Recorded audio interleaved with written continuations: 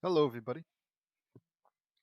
I know it's been a while, but I actually have a good excuse. Well, it's not like my other excuses have been bad, just been busy.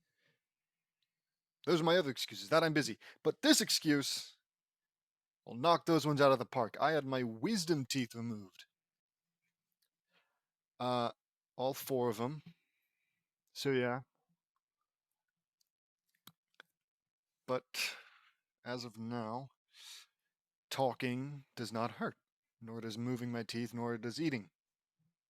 So I'm pretty sure I should be good to talk and potentially yell at some Loud House Revamped for an extended period of time. Yeah. If you do notice that I am 4 teeth worse at speaking, that's probably why. But I also feel a little bit lighter. 4 teeth, 4 wisdom teeth, lighter. I'd make a joke about, oh, it's unwise of me to be reading this very, very bad fan fiction. Um, okay, there we go. Anyways, I'd make a joke about it being unwise of me to be reading this and then point out that, oh yeah, because my wisdom teeth are removed. But it's kind of a little late for that when you're on chapter 195.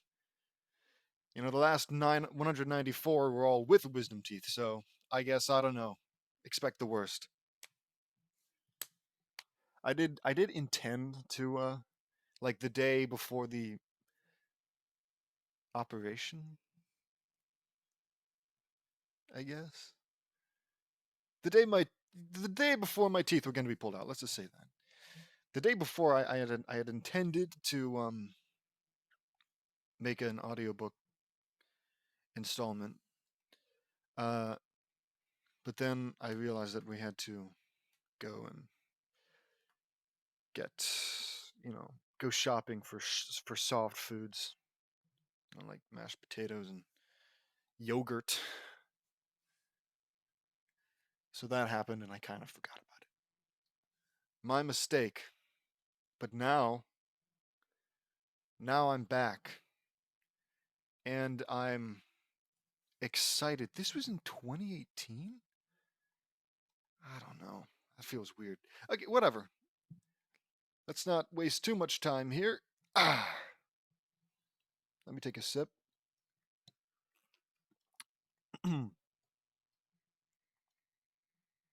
So, now we get to begin the Shinobi of the Cosmic Storm miniseries. Woo! I want to say maybe 20 or so chapters of this. So, be excited. Not all in the same, God, not all in the same audiobook, mind you.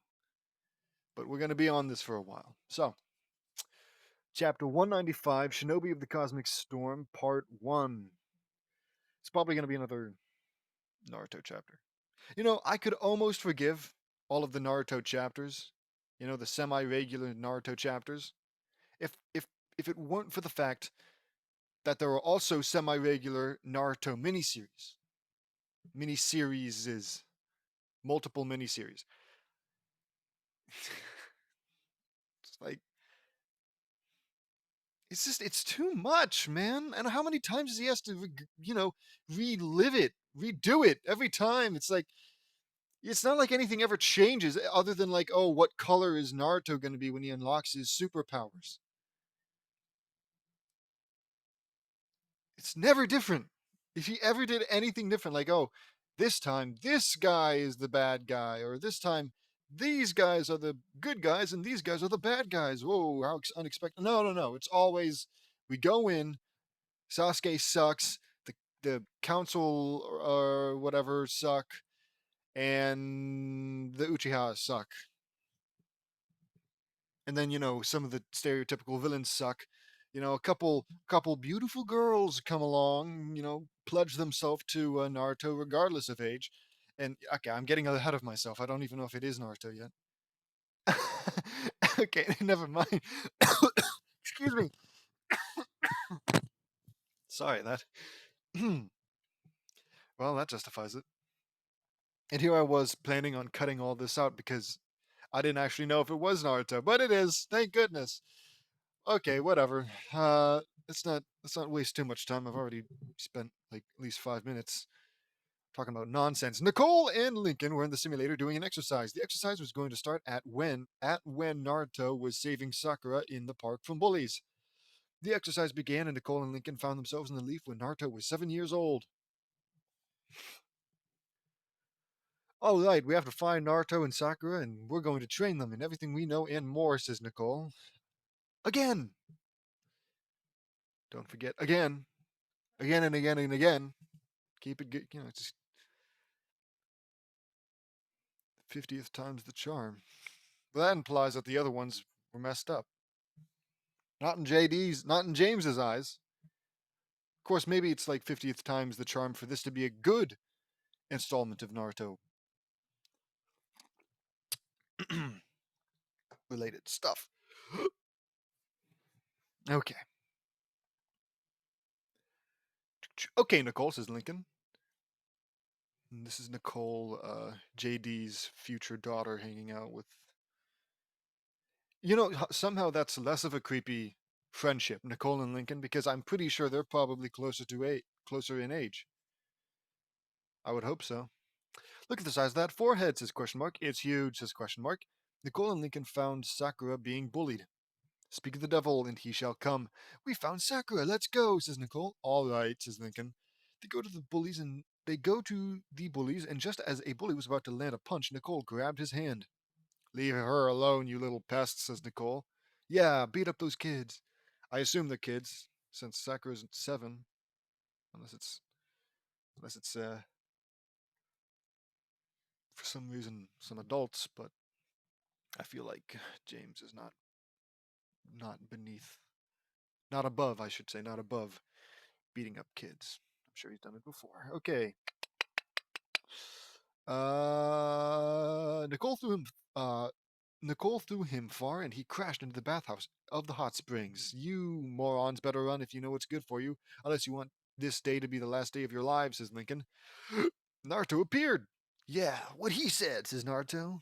The bullies ran. Thank you, guys. That was so cool, says Sakura. Thank you, says Naruto. Are you all right? Asks Nicole. Yes, I'm all right. Thank you, says Sakura.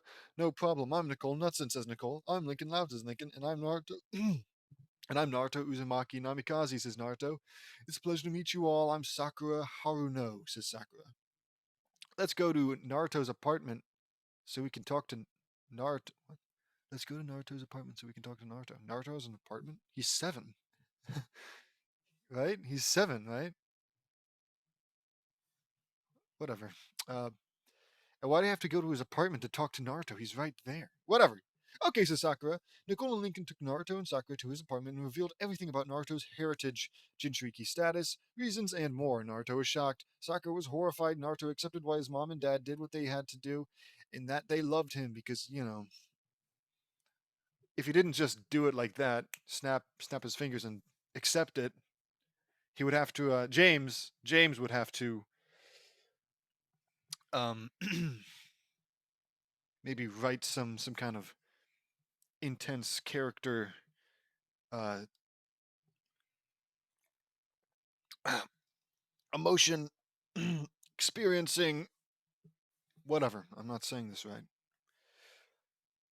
He would just have to write a character moment that isn't like just being a badass, right? Oh, he would have to have heartbreak and devastation and sadness, but also comfort or stuff like that. It's just easy to say, oh, he's okay with it now. Well, at least my parents loved me, and that they believed it. It believed it to me. I love them with all my heart. I understand that they did what they had to do for the village and more, says Naruto. Naruto, you're a hero. I can't believe that these people are just that stupid and let their ignorance cloud their minds, says Sakura. Blame the council for that, Sakura, and blame the elders too. It was because of them that Naruto was hated for this whole thing. If it's all right with you two, if it's all right with the two of you, my bad, we would like to take you two on a training trip out of the village for the next 5 years, says Nicole. Hey, 7-year-old boy and girl. You want to come with these two strangers for 5 years to train? I don't know how old Nicole is. Or Lincoln. I think Lincoln's 11, so I guess that's not so bad. But it is still strange. Besides, it's anime. Anime characters can look like kids but still be older than me. That I guess you don't know my age, and we'll keep it that way. Even so, it's not. this is this is magic, right? Naruto's got magic to an extent, or spells, or jutsu. For all we know, one of them is to conceal your age. Whatever, not important. Who cares? Naruto, you here? I would like that, Nicole, says Naruto. Me too, says Sakura. Yeah, okay. That's great, says Lincoln. Me and I really ought to get. I gotta memorize all these characters' names. Well, not all of them. Not all of them. But maybe the important ones like JD and Lincoln, who I'm pretty sure is 10 or 11.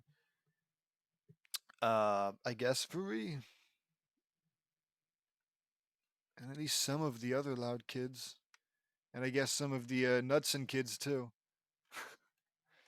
Okay, well, whatever. In the loud house, in the loud house. Something, something, scream and shout. That's what it's all about. I haven't. I never watched The Loud House. I'm pretty sure. Yeah, I'm pretty sure I've said this before, but I gotta say the opening theme song is amazing. So I would like that. Nicole says Naruto. Me too, says Sakura. That's great, says Lincoln. Me and Lincoln are going to train you in everything we know and more. We leave tonight, so pack your things. Sakura, tell your mom that you will be okay. Yeah, you will be back, and that you're going. You're gonna be with the special sensei.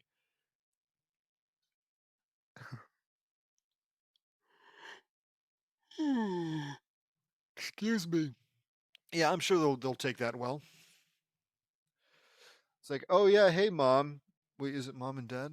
Tell your mom. Yeah. Hey mom, I'm going with these two people that just showed up out of nowhere. They're gonna take me away for 5 years to quote unquote train me. See ya. I'm leaving tonight, by the way.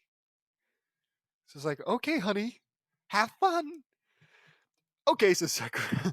Naruto, I'm going to adopt you as my little brother. I want to raise you like a member of my family, says Nicole. You think it's a fetish?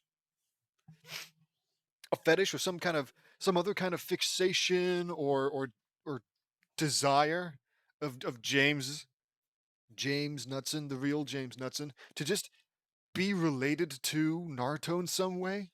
Some people want to be like Naruto. He wants to be related to Naruto. That's awesome. I don't get it, man. I just it's like it's so strange. It's strange. Not to mention Nicole, I'm pretty sure is not old enough to adopt, so that's just weird, but who cares? Whatever, man.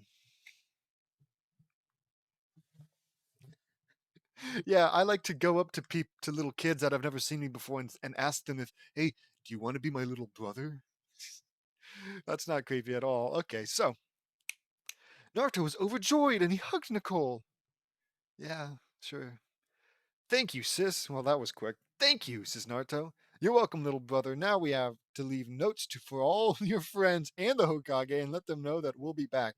Yeah, I'm sure that'll go over well. Just leave a note for all your friends and the Hokage. I don't know if the Hokage knows about like Naruto's Jinchuriki, but maybe somebody does. And if somebody gets a note explaining how the kid with the Jinchuriki inside of him has been taken away by two people that they've never seen and is supposedly going to be gone for 5 years, personally, I'd be a little concerned. Anywho, and let them know that we'll be back, says Nicole. Okay, says Naruto. Later they left the village at 9 p.m. and set out on their training trip. Over the course of 5 years, Nicole and Lincoln trained Naruto and Sakura and everything they know in all fields. Ninjutsu, Genjutsu, Taijutsu, Sword Jutsu, Sealing Jutsu, Space-Time Jutsu, Ki, Spirit Energy, and more. What about Spin Jutsu? They've gotten stronger and stronger at an accelerated rate with each passing minute. Okay. All right, yeah, sure. Whatever. We have to have some crazy, impossible to understand levels of power. Every minute over the course of 5 years during the training, Naruto awokened a powerful Kekai Genkai called Life Wing. This gave Naruto the ability to fly with wings made of pure leaves, control plants, trees, flowers, bushes, shrubs, lichens, okay, mushrooms, vines, and more. It also gave him the ability to call any animal in the world as well as call birds, insects, and more. Oh my god, he even has the power to control the weather. Is that all? You sure? Are we done?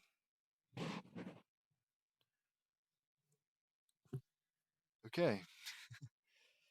Uh, Sakura has a unique Kekai Genkai called Aqua Wing. This gave her the power to fly with wings made of pure water. What does that mean? Why not just water? Why pure water? What's the difference between water and pure water? Other than like maybe pure water doesn't have any shit in it. But I'd be a little confused at why your water wings would have like sediment and debris and other stuff in it.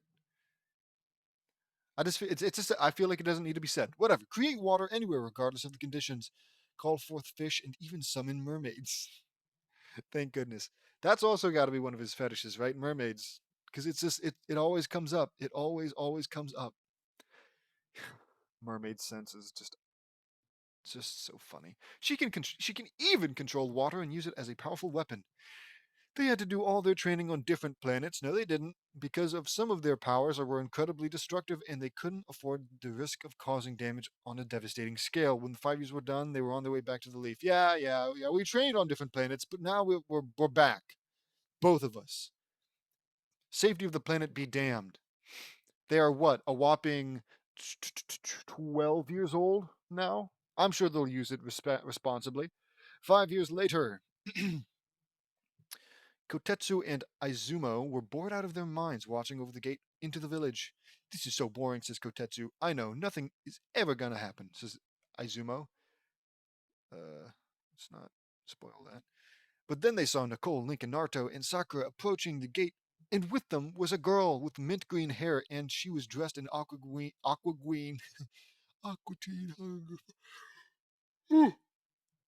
excuse me, aqua green clothes, and another girl with pink and black clothes, and she had marine fin webbed ears and a fin tipped fishtail. Naruto was dressed in a green sleeveless battle gi, and he had dark green Anbu pants and black combat boots, and on the back of his gi was the kanji for death to the Uchiha, and he had a tattoo on his right arm that was the kanji for nature is always beautiful. Oh god. This is like some school shooter type stuff, like, yeah, this is so metal, but also I have to have this super deep message about the beauty of nature. It's like, okay, just get it over with and shoot up the school. I'm just telling you right now, if I saw Naruto the way I did at school, if I saw Naruto the way he is right now at school, I'd probably, stop showing up to school. In the loud house, in the loud house. Push, shove, scream, and shout? No, because the second verse is something like push and shove. That's how we show our love, I think. That's what it's all about. Okay. Anyways. Death of the Uchiha. Nature is always beautiful. Naruto had a strong, muscular physique at 12 years old, which is kind of funny to think about. Just like this buff ass 12-year-old in school shooter attire. And he had a sword on his left hip, because I'm sure he needs it.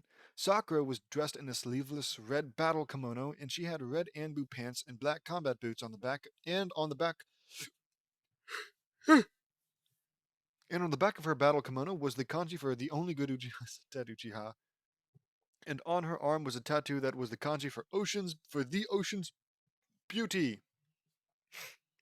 Do you think James was eating Skittles one day and he spilled them and like one of each of the colors was on his desk or whatever, on his table, and he saw those and he imagined Naruto's face over top of them, and he was like, "Oh my god, I need to get one of every color of Naruto." Because I know we've got blue, we got green just now, uh, we got original. I want to say we've got black and white, but maybe not white. He had a pink one, right? Or maybe that was his female counterpart. Whatever. Back to it. Maybe yellow. Maybe yellow. Home sweet home, guys, says Nicole. Yep, it's good to be back after 5 years, says Lincoln. You said it, Lincoln. I can't wait to start being a shinobi, says Naruto. Me too. What about you, Fu? You, Fu? Says Sakura. I can't wait either, Sakura. I have a feeling I'm going to like it here much better than the hidden waterfall. How about you, Jury? Asks Fu. I'm excited to be a shinobi for the leaf, says Jury. How fantastic. Let's report to the Hokage and head to the academy, says Nicole. Oh crap, my mouse. There we go. Okay. Okay, says Naruto. They go into the village, and right off the bat, the girls in the village, instead of hatred, all had hearts and stars in their eyes for Naruto, and they were entranced by how far he had come. In the Hokage's office, Lord Hiruzen Sarutobi, the third Hokage, was deep in the Kage's ultimate enemy, paperwork. There was a knock at the door. So we're not going to explain who this person is? I assume that this is Jury. Personally, I don't know who Jury is, but oh well. What's she holding? Hold on. Okay. Oh, it's a microphone. It's a microphone. Cool. There we go. Come in, says Lord Third. Okay. Nicole, Lincoln, Naruto, Sakura, Fu, and Jury came in, and Lord Third was shocked. Hey, Grandpa, we're back, says Naruto. Naruto, welcome back, my boy, says Lord Third. They hugged. Aw. It's good to see you, Grandpa, says Naruto. I missed you, my boy. You've sure grown the last time I saw you. I got your note, and we were worried about you, as you should be, says Lord Third. I'm sorry, Grandpa. Me and Sakura were on a training trip, and it was a must needed improvement. I believe the term is much needed improvement. Whatever, says Naruto. Ha ha ha ha ha ha! I can't believe it. My gosh, look at you two. You both look like seasoned veteran shinobi. How far have you come? I asks the Lord Third. You wouldn't believe us even if we told you, says Naruto. Nicole hands him a file, and it had the skill stats of Naruto, Sakura, and Fu. Not Jerry though. Screw that. Mermaid? No. Fish lady? Uh-oh. Is that just something that's they just have? Little skill sheet? What the hell was I? Here. Skill stats. Okay. Here's their skill stats, Lord fuck me. Here here's their skill stats, Lord Hokage. Sorry, I'm Nicole Nutson, the person who kidnapped Naruto from you for 5 years. Naruto's my adopted little brother. I'm pretty sure you can't just do that. I'm pretty sure. In fact, you should probably ask Lord Third, his grandpa, if you can adopt him as your little brother. Which still, I'm not sure how that makes sense. I'm Lincoln Loud, Nicole's best friend and partner. Partner as in like work partner, right? Because it'd be really weird if Lincoln started dating. No, because Lincoln's got that mermaid that's named Lily like his sister. So then again, harem later on. Never forget. Says Lincoln, and I'm Fu. I don't want to be in the hidden waterfall anymore, so I went with Nicole, Lincoln, Naruto, and Sakura, says Fu. And my name is Jury. I'm a sea creature demon, says Jury. Okay? And that's all we get? Alright. It's a pleasure to meet you all. Says Lord Third. Fu, how about you tell Lord Third about your, condition? Says Nicole. Sure. You see, Lord Hokage, I'm the Seven Tails Jinchuriki, says Fu. Lord Hokage gasped. Fu, God, my nose is so stuffy. I think I can read, but I kind of want to blow my nose, but I also kind of don't want to stop recording to do it. We'll go a little farther. Fu had a much worse life than me when she lived in the hidden waterfall, and on our training trip, we saw her treatment there, and we got her out of there, says Naruto. Yeah, it was horrible. We saw her being chased by an angry mob, and we rescued her, says Sakura. I never want to go back to the waterfall again, says Fu. I'm so sorry to hear that, Fu, but it's good that Nicole, Lincoln, Naruto, and Sakura arrived when they did, says Lord Third. Thank you, sir, says Nicole. Lord Hokage looked at the skill stats, and he was flabbergasted. He was also very impressed with how far Naruto, Sakura, and Fu had come. They were now Super Z rank shinobi, and literally outrank all the most powerful shinobi over the course of history combined together a trillion times over. It's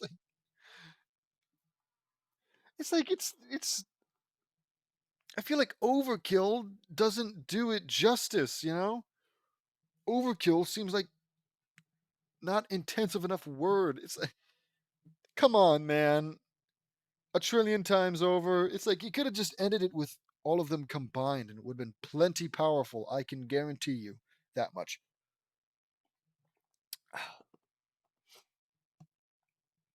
Whatever.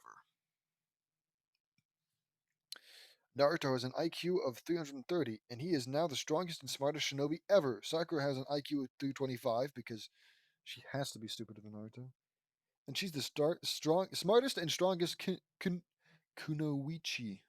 Kunoichi. That's how I know it's been a little too long since I last read, because I'm starting to forget how to pronounce some of these Naruto terms.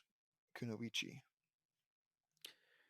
Then again, it's supposed to be the Loud House revamped, so maybe there shouldn't really be all that many Naruto terms in it to begin with. But whatever. Fu now has a powerful Kekai Genkai called Blaze Wing. Any guesses? Any guesses as to what this will do? This gives her the ability to. Oh my god! This gives her the ability to fly with butterfly wings made of pure fire, and she has one of the most powerful fire style natures ever known, and it's so powerful that it's gotten to the point where she doesn't need to use chakra, and she can blast her enemies with fire from her hands. She can now also summon butterflies with wings made of pure fire as well. Why not? This is incredible, absolutely incredible. Naruto, Sakura, Fu, I'm very impressed and very proud of you both for becoming incredibly powerful over the course of 5 years. Yeah, are we ever going to talk about the friggin' the jury? The elephant in the room? What the hell has she done? All we know is that she's a friggin' water demon or whatever. Thanks, Grandpa. We don't want to skip through the ranks. We want to work our way up through the ranks with our age group, and we want to start with the academy, says Naruto.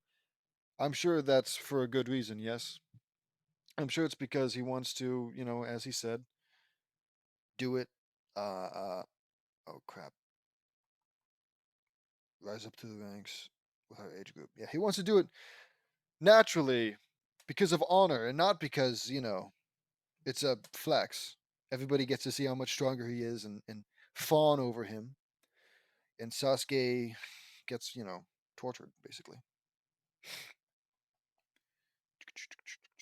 Academy. That's fine, says the Lord, pulling out a slip of paper for them. These will get you into your class. You have Iruka Umino as your teacher, says the Lord. I missed Iruka Sensei. How has he been? Asks Naruto. He missed you a lot. A lot, by the way, is not a word. I know as a kid I used to spell it, I used to say a lot as one word, but no, it's a lot, 2 words. Everyone in your age group was wondering how you both have been, says Lord Third. It'll be good to see them again for Naruto. Let's go, guys. I thought everyone hated Naruto, though. Whatever. Says Nicole. Okay, also, Grandpa, I know about my parents and I know why you kept them hidden from me. Thank you, says Naruto. Lord Hokage gasped, but he was grateful that Naruto understood. Lord Hokage smiled. Later in the academy, they walked in as Iruka was getting everyone ready for the Genin test. Hey guys, it's been a while, says Naruto. Hello everyone, says Sakura. Naruto, Sakura? What? You guys look like seasoned veteran shinobi, says Iruka. That was Lord Hokage's reaction too. Sorry, I'm Nicole Nutson, says Nicole. I'm Lincoln Loud, says Lincoln. I'm Fu. I recently transferred here, says Fu. And I'm Jury, says Jury. It's like those memes of like, is it noticeable when I insert my OC? It's like, who the hell is Jury? It's a pleasure. I'm Iruka Umino. Naruto, Sakura, it's great to see you both again. You guys have changed dramatically, says Iruka. So we have heard, says Sakura. Shut the fuck up, Sakura. Alright? Don't pretend like you don't know what the hell they're all talking about. You dick. uh so we have heard. Hey guys, it's been a while, says Kaiba. Good to see you again, Kaiba. Shikamaru. You're looking good, man, says Naruto. What a drag, but it's good to have you back, guys, says Shikamaru. I like saying that. I like saying that name. Shikamaru. Same here. Ino, it's great to see you again, says Sakura. Same here, Sakura. You look amazing, says Ino. Thank you, Ino, says Sakura. All right, take your seat, guys, says Iruka. I'm gonna vomit. They sat down, and the test was on. The written test was first, and Naruto found a genjutsu on his test, and he released it. Okay. This is an Anbu registration form, says Naruto in his head. Someone is trying to sabotage my education, and I know who it is. Naruto scanned Mizuki's mind with his telepathy. Okay. Once I get the demon brat to fail, I will use his to seal the forbidden scroll of sealing, and I will give it to the Lord Orochimaru, and I will be invincible. His what? Whatever, says Mizuki in his head. Not on my watch, you won't, you traitor, says Naruto in his head. Sis! Oh god. Mizuki is trying to get me to fail so he can get me to get the forbidden scroll to sell to Orochimaru. Uh, Naruto says telepathically to Nicole. I know, bro. I heard everything in your head with my telepathy. Good work. It's just nauseating. Everyone's got telepathy at this friggin' point. Uh, with my telepathy, good work. I'm going to let the Hokage know, says Nicole in her head. Nicole relayed a telepathic message to the Hokage, and he saw everything on the crystal ball. Mizuki is a traitor. Anbu, says Lord Third. The Anbu came into the Hokage's office. Yes, Lord Hokage? Asks Eagle. Arrest Mizuki for treason and military sabotage. Is he like a kid? Is he is he a kid? Or am I crazy? Whatever. He was going to sabotage Naruto's test and have him steal the Forbidden Scroll so that he can give it to my wayward student Orochimaru. Right away, says Lord Third. Right away, sir, says Eagle. The Anbu vanished. The Anbu are on their way, Nicole. Thank you for telling me this, says Lord Third telepathically to Nicole. You're welcome, Lord Third, says Nicole telepathically. After the written test was done, the Anbu appeared and slapped the cuffs on Mizuki. Mizuki, you are under arrest for treason and military sabotage, says Eagle. I haven't done anything, says Mizuki. Shut up, take him away, says Eagle. The Anbu did so, and the test continued. In the weapons test, Nicole, Lincoln, and Naruto, Sakura, and Fu passed with flying colors. Who could have guessed? And it was time for the Taijutsu test. The civilian shinobi fight. Fuck me. The civilian shinobi fights were more like catfights. This is really pathetic, says Nicole. Yeah, it sure is, says Jury. This is more like a shinobi catfight, says Fu. Oh, says Fu. I agree, says Sakura. Sakura was up next, and she was facing Inu. Ino, my bad. You'll never be as good as Sasuke, says Ino. Sasuke can go join his clan in the Netherworld, says Sakura. Unlike you, pig. I'm confused. Weren't they being nice to each other? Wait. Yeah, Ino. It's great to see you again. Same here, Sakura. You look amazing. And now it's suddenly they friggin' hate each other. Okay, fine, whatever. Unlike you, pig. Inopig. I've been training hard to get where I'm at. I was on a training trip with Nicole for the past 5 years, and she is an awesome teacher, says Sakura. Weird flex, but okay. Sakura dashed and punched Ino in the face and sent her flying, and she crashed into a bunch of fangirls. Mom, you make awesome cookies, says Ino stupidly. I fucking hate this fucking. I fucking hate this. I think I knocked her stupid, Iruka sensei, says Sakura, giggling. Naruto, stupid. Iruka looked, over. You sure? Ha ha ha ha ha. You sure did. Sakura wins. I like laughing at the brutal, you know, the brutalization of children. Whatever. Fuck it. Oops. Hold on. Okay. Okay. Wait, how long have I not been in? Okay, never mind. Okay, you see, that's annoying, right? If I bring my mouse up to just the top of the screen, it fucks it up. Fucks it up. Okay. Am I cursing too much? I don't know. It's been a while. I'm rusty. Where was I? Ah, you sure did, Sakura wins, says Iruka. Everyone cheered! Way to go, Sakura, says Naruto. Thanks, Naruto, says Sakura. Naruto and Sakura kissed and surprised everyone but Nicole, Link, and Funjiro. I mean, Juri. Naruto and Sakura are now boyfriend and girlfriend, Iruka sensei, says Juri, who, yeah, no fucking duh. In case it wasn't obvious. I can see that! Congratulations, you two, says Iruka. Thanks, Iruka Sensei, but if I ever get enrolled into the CRA or Clan Restoration Act, I will always be open and I would gladly share Sakura with anyone I like. What the fuck? Wait. I will always be open and I would gladly share Sakura with anyone I like, but only if it's for true love and not a loveless marriage. This feels like some Christian shit. Hmm. I would share Sakura with anyone I like. That's so crazy. Yeah, I'm gonna share my girlfriend with anyone I like, but only if it's true love. It's like whatever, man. It's a polycule at this point.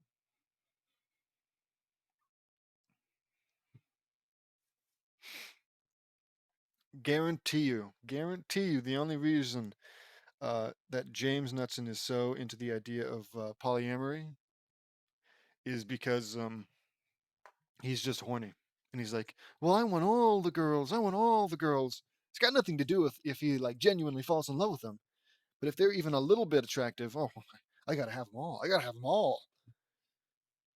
So stupid. Is the Clan Restoration Act a real thing in like the actual anime? Because it seems a little strange, right? It's like, oh yeah, there's not enough clan members for a certain clan, so we're gonna have that. We're gonna just like, I guess, promote sex, you know, sex with that clan, so that they, produce more offspring, and those offspring can then, fill in the empty slots. That seems a little weird, but whatever. It's the Naruto universe. Do what you like, I suppose.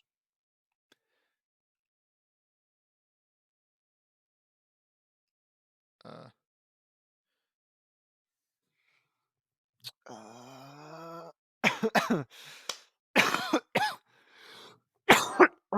I'm okay.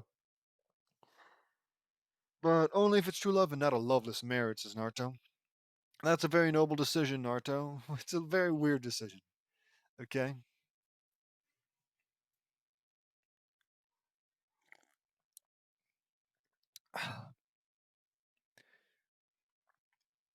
It's just, it raises a few eyebrows. That's all I'm saying.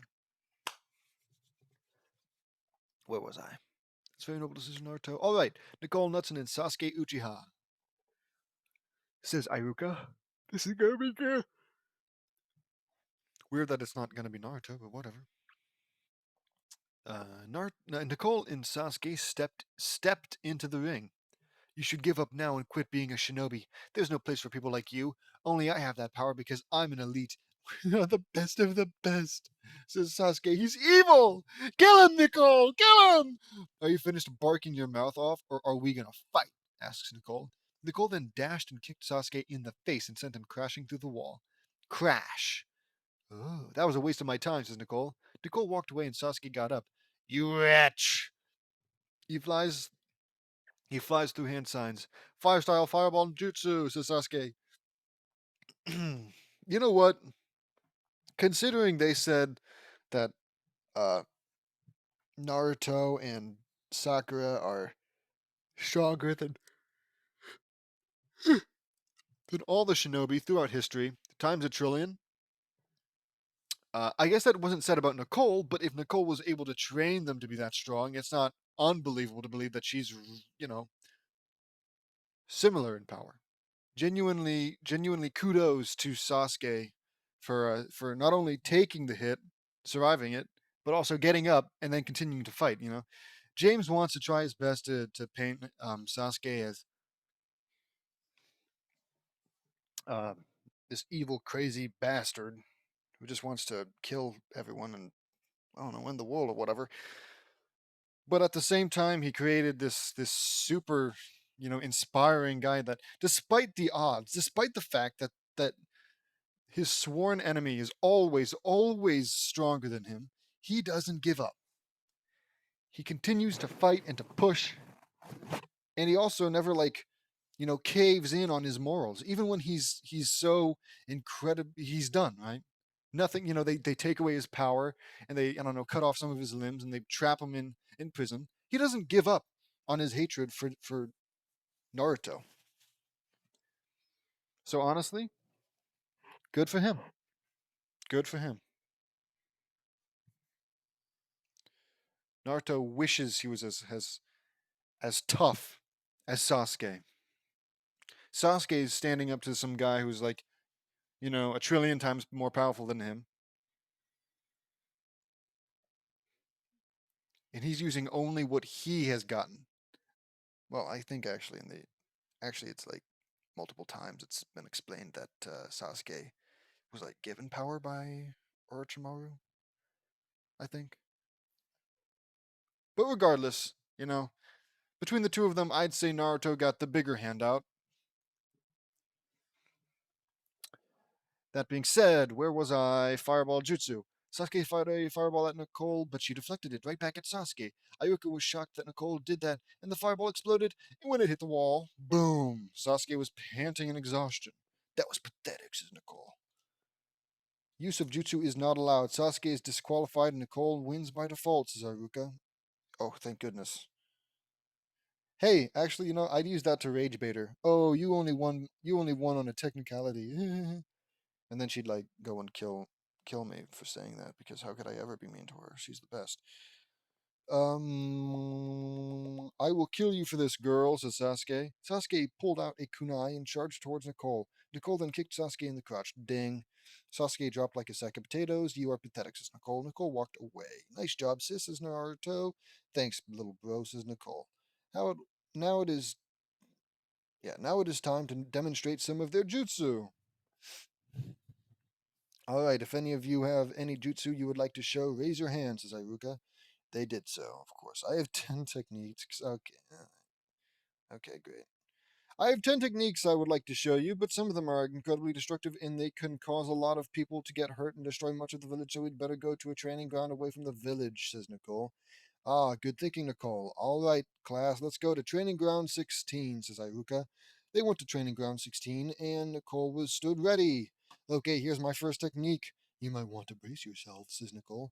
Nicole stood ready, and she held her hands in front of her, and an energy ball appeared. Big bang, Kamehameha, says Nicole.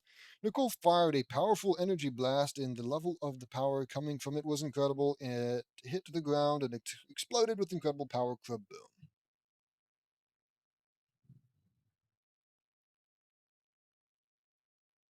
Sick. All right, wonderful. Um, it does. That's always been. How the hell am I going to word this? It's not really a shocker that James is so incredibly bad. You know, uninspired, unoriginal when it comes to his. Well, I guess anything, but well, like every time he has like, oh, this is some cool new move, and it's just like a normal move or a pre-existing move, but now it's got like a little bit of extra added on to it. It's like Kamehameha, but with black hole. Kamehameha, but with super radiation beam. It's like do something unique, man.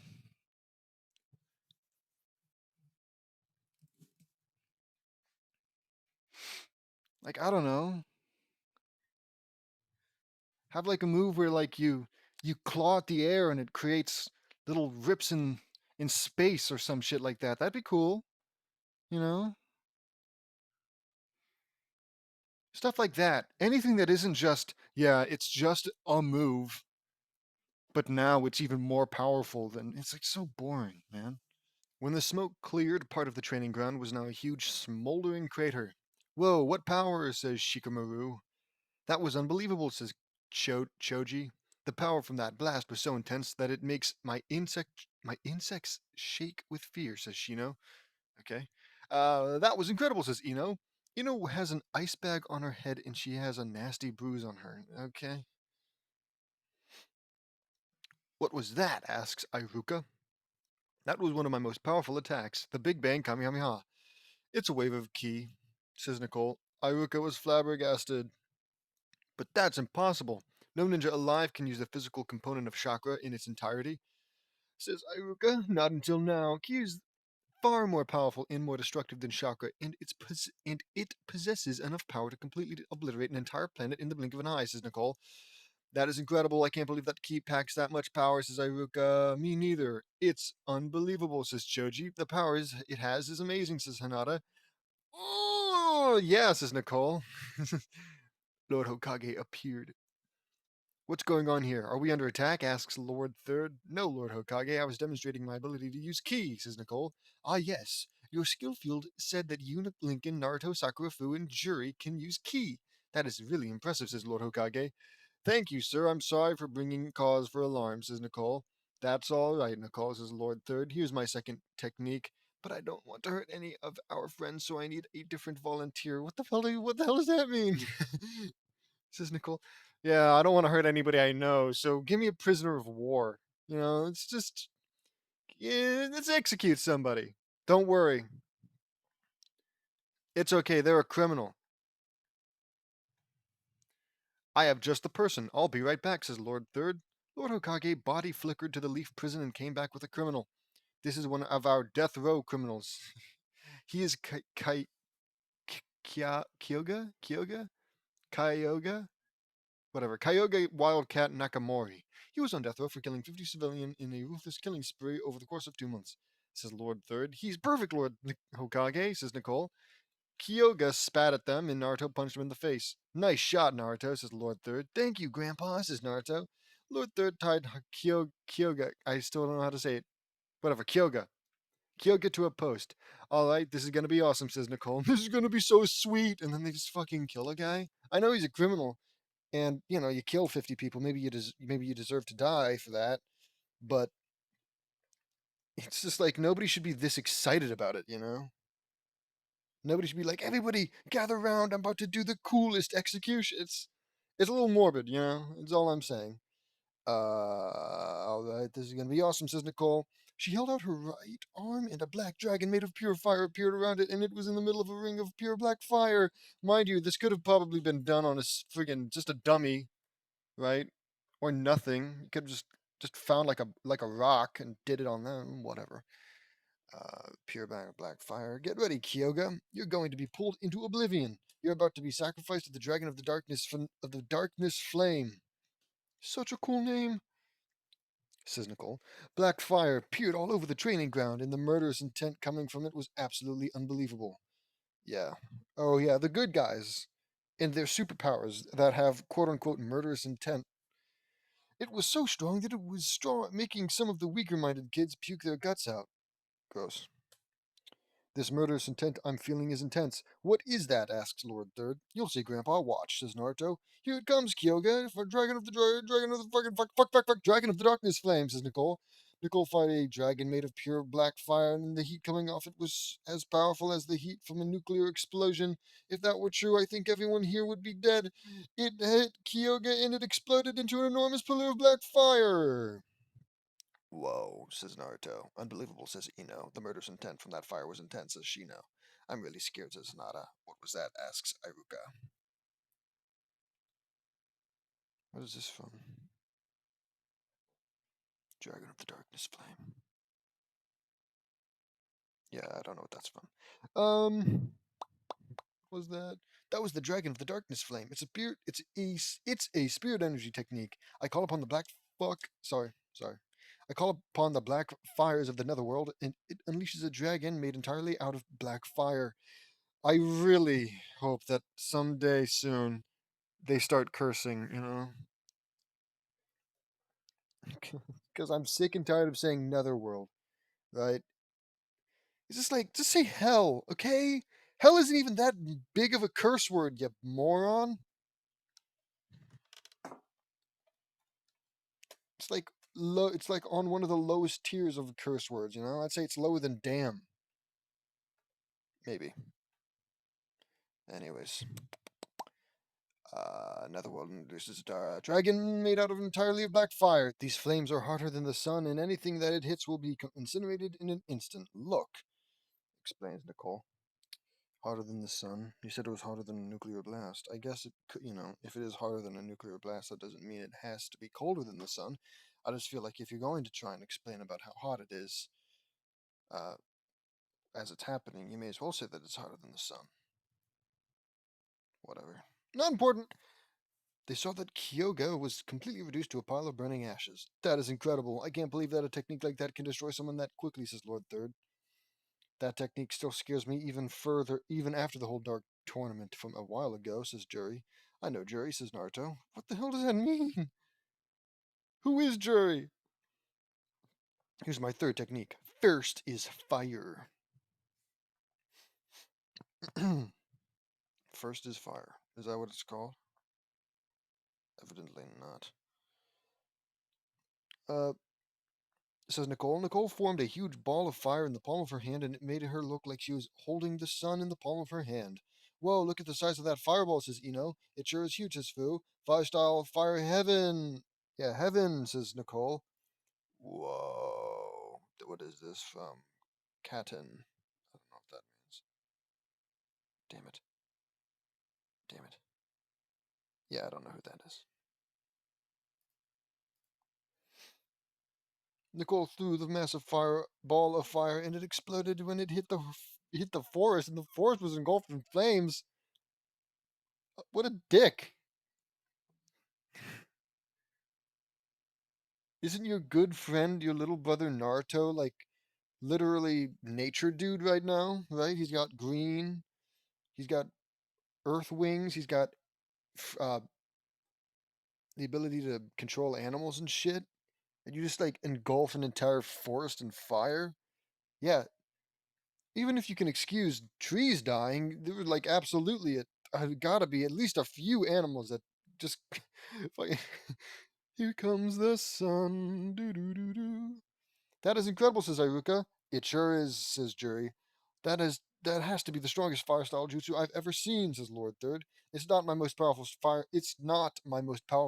fire style jutsu ever, but it's right up there. Here's technique 4. Water, says Nicole. Nicole formed a ball of water in her hands by forming it out of water vapor from the atmosphere. Water style ninja art. Tornado harpoon, says Nicole. Nicole created a tornado of pure water that shot water burst at the burning forest and extinguished the flames. Oh, then it's okay. Oh, then it's okay. Unknown dash one. It's okay. That was amazing, says Iruka. The tornado harpoon jutsu is both a firefighting technique and an offensive technique. What it does is it takes water from either the water vapor in the atmosphere or a source of water, and it forms a tornado made of pure water and fires numerous smaller jets of water at the target source or an enemy, and they can extinguish fire or skewer through multiple enemies at once, explains Nicole. That is very impressive. That has to be one of the strongest water style jutsus I've ever seen, says Lothar. I actually made that technique. Now for technique 5. Choji, I'm gonna need your help for this one. Choji's fucking scared, man. Choji just saw what happened to Kyoga. It's like, oh, fuck. Sure thing, says Choji. Nicole formed 10 bowling pins made entirely out of rock, and they had faces of all the most hated ninja in the world. Of course they did. Stupid. Is that a game? Okay, hold on. Okay, Choji, form into a ball, okay? Asks Nicole. I think I see what you're gonna do, Nicole, says Choji. Nicole grew to a what? She grew. Nicole grew to as big as the forest, and Choji became a ball. Nicole picked him up. Earth style collaboration jutsu bowling fun, says Nicole and Choji. Stupid. Nicole rolled Choji and he hit the pins and knocked them all down. So, like, the pins aren't a part of it, right? You put them in there for demonstration. Normally, there'd be like people that you're rolling into, unless you do for some reason form the pins so that so that the ball hits them and the pin's not important. Knock them all down. Crash. Strike. Or wait, strike, says Nicole. You know, that's how they say it in baseball, not in bowling. Well, maybe they say it in bowling. Please subscribe for daily updates. Bowling. What could this possibly be? And why is it even here? I know what bowling is, James. Okay? You see, you put this, and you put this, and you put this, and you put this because I've never fucking seen them. But this is just bowling. Surely most people know what bowling is. Anyways, everyone cheered. Nicole returned to her normal size. That was amazing. Collaboration jutsu are not even shinobi. And not even shinobi, says Iruka. That's not really an offensive jutsu. It's actually a sport jutsu for fun. Okay, fucking sure. I got the idea for it during our return trip home, says Nicole. That sounds like a fun jutsu. But it's a great collaboration jutsu nonetheless, says Lord Third. Thank you, Lord Hokage. I have more Earth style jutsu other than that. You okay, Choji? Asks Nicole to Joji. Yeah, I'm fine, Nicole. That was fun, says Joji, walking back to everyone else. Thank you. Now here's technique 6, lightning, says Nicole. Oh, I just hope it's only Nicole that does this. If we actually go through Lincoln and Naruto and excuse me, Sakura, I will be so pissed. Nicole formed a ball of lightning in her hands. Lightning style meteor shower, says Nicole. Nicole fired a bolt of lightning into the sky and it rained down thousands of stars at a huge level onto the training ground and they all exploded with the power of 2 sticks of dynamite each. Kaboom, boom, boom, boom, kaboom, kaboom. Oh man, that's deep. What's that image of like the furry? The furry like gripping his shirt underneath a night sky or something? That's what I feel like right now. A werewolf, I should say. Just because I'm a werewolf doesn't mean I'm a furry. When it stopped, the whole training ground was scarred with lots of craters. That was amazing, says Iruka. Incredible, says Lord Third. That was called lightning style meteor Yeah, well, I'm sure they all fucking heard you yell it.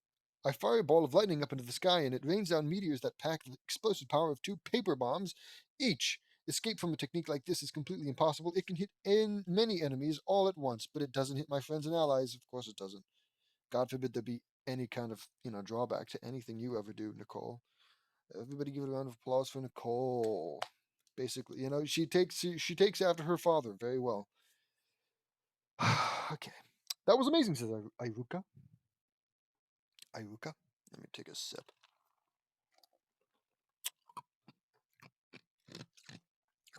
Mmm. Delicious ice cube. That could very well that could very well be one of the most powerful lightning style jutsus I have ever seen. Well done. Shut up! I'm tired, okay? I'm tired. How many times is it gonna be? Oh, okay, here's my technique of this element. She does the technique. It's super powerful. Everyone's super impressed. That might be the most powerful technique of that element ever. Thanks.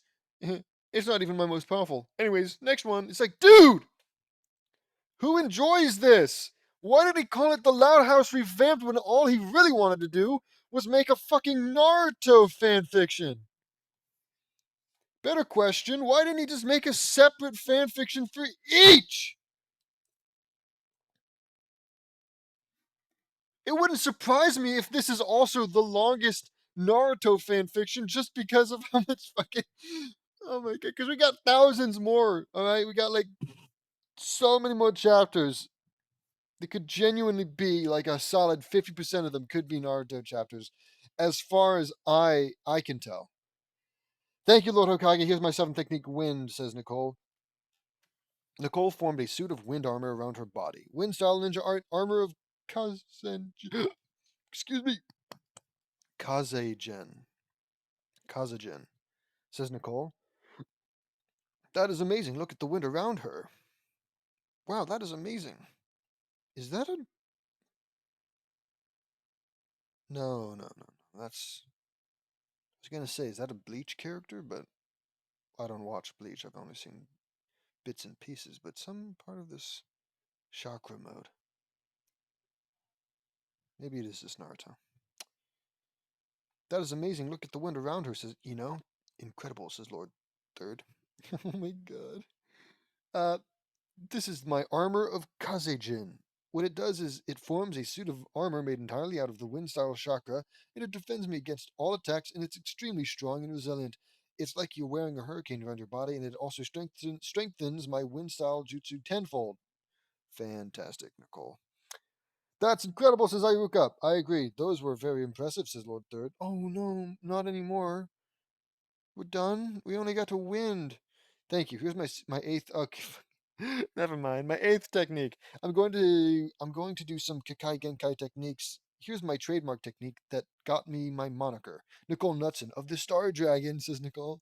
Nicole, yeah, everybody knows her by that, by the way. I've been holding back. Every time I read out one of her dialogues, I refrain from saying that Nicole Knudsen of the Star Dragon said that particular part. But maybe I should now. Nicole formed a ball of stars and cosmic energy in her hand. Star Style, Star Dragon's Vengeance, says Nicole Knudsen of the Star Dragon. A dragon made entirely out of cosmic energy and stars flew out of Nicole's hand and went toward the forest and destroyed part of the forest that was burned earlier. When it cleared up all the stumps from the burned tree, when it cleared up all the burned, oh shit, all the stumps from the burned trees were left. That was incredible, says Iruka. Wow. Lovingly named 94 DAF 334625530739F72DFC 60 F783 EA1 original. I am loving this, by the way. Star Style is a powerful Kekai Genkai Iruka Sensei. What it does is what it does is it's like her catchphrase. What it does is it takes energy from the deepest reaches of the vast distances of the universe and it fires it as a powerful blast of energy. Nicole is the only. Oh, it's Naruto saying this for some reason. The only one in her family that has this kind of power, says Naruto. I saw it in action, and it's awesome, says Jury. I agree. In all my years, I have never even heard of or have seen the Star Style Kekai Genkai. It is an amazing sight to behold, says Lord Third. Thank you. Here's my ninth technique. Lava, says Nicole Knudsen of the Star Dragon. The ground shook and a torrent of lava exploded out of the ground. Lava style ninja art magma armor, says Nicole Knudsen of the Star Dragon. A suit of armor made entirely out of magma from the planet's core formed around Nicole's body, and it was intensely hot.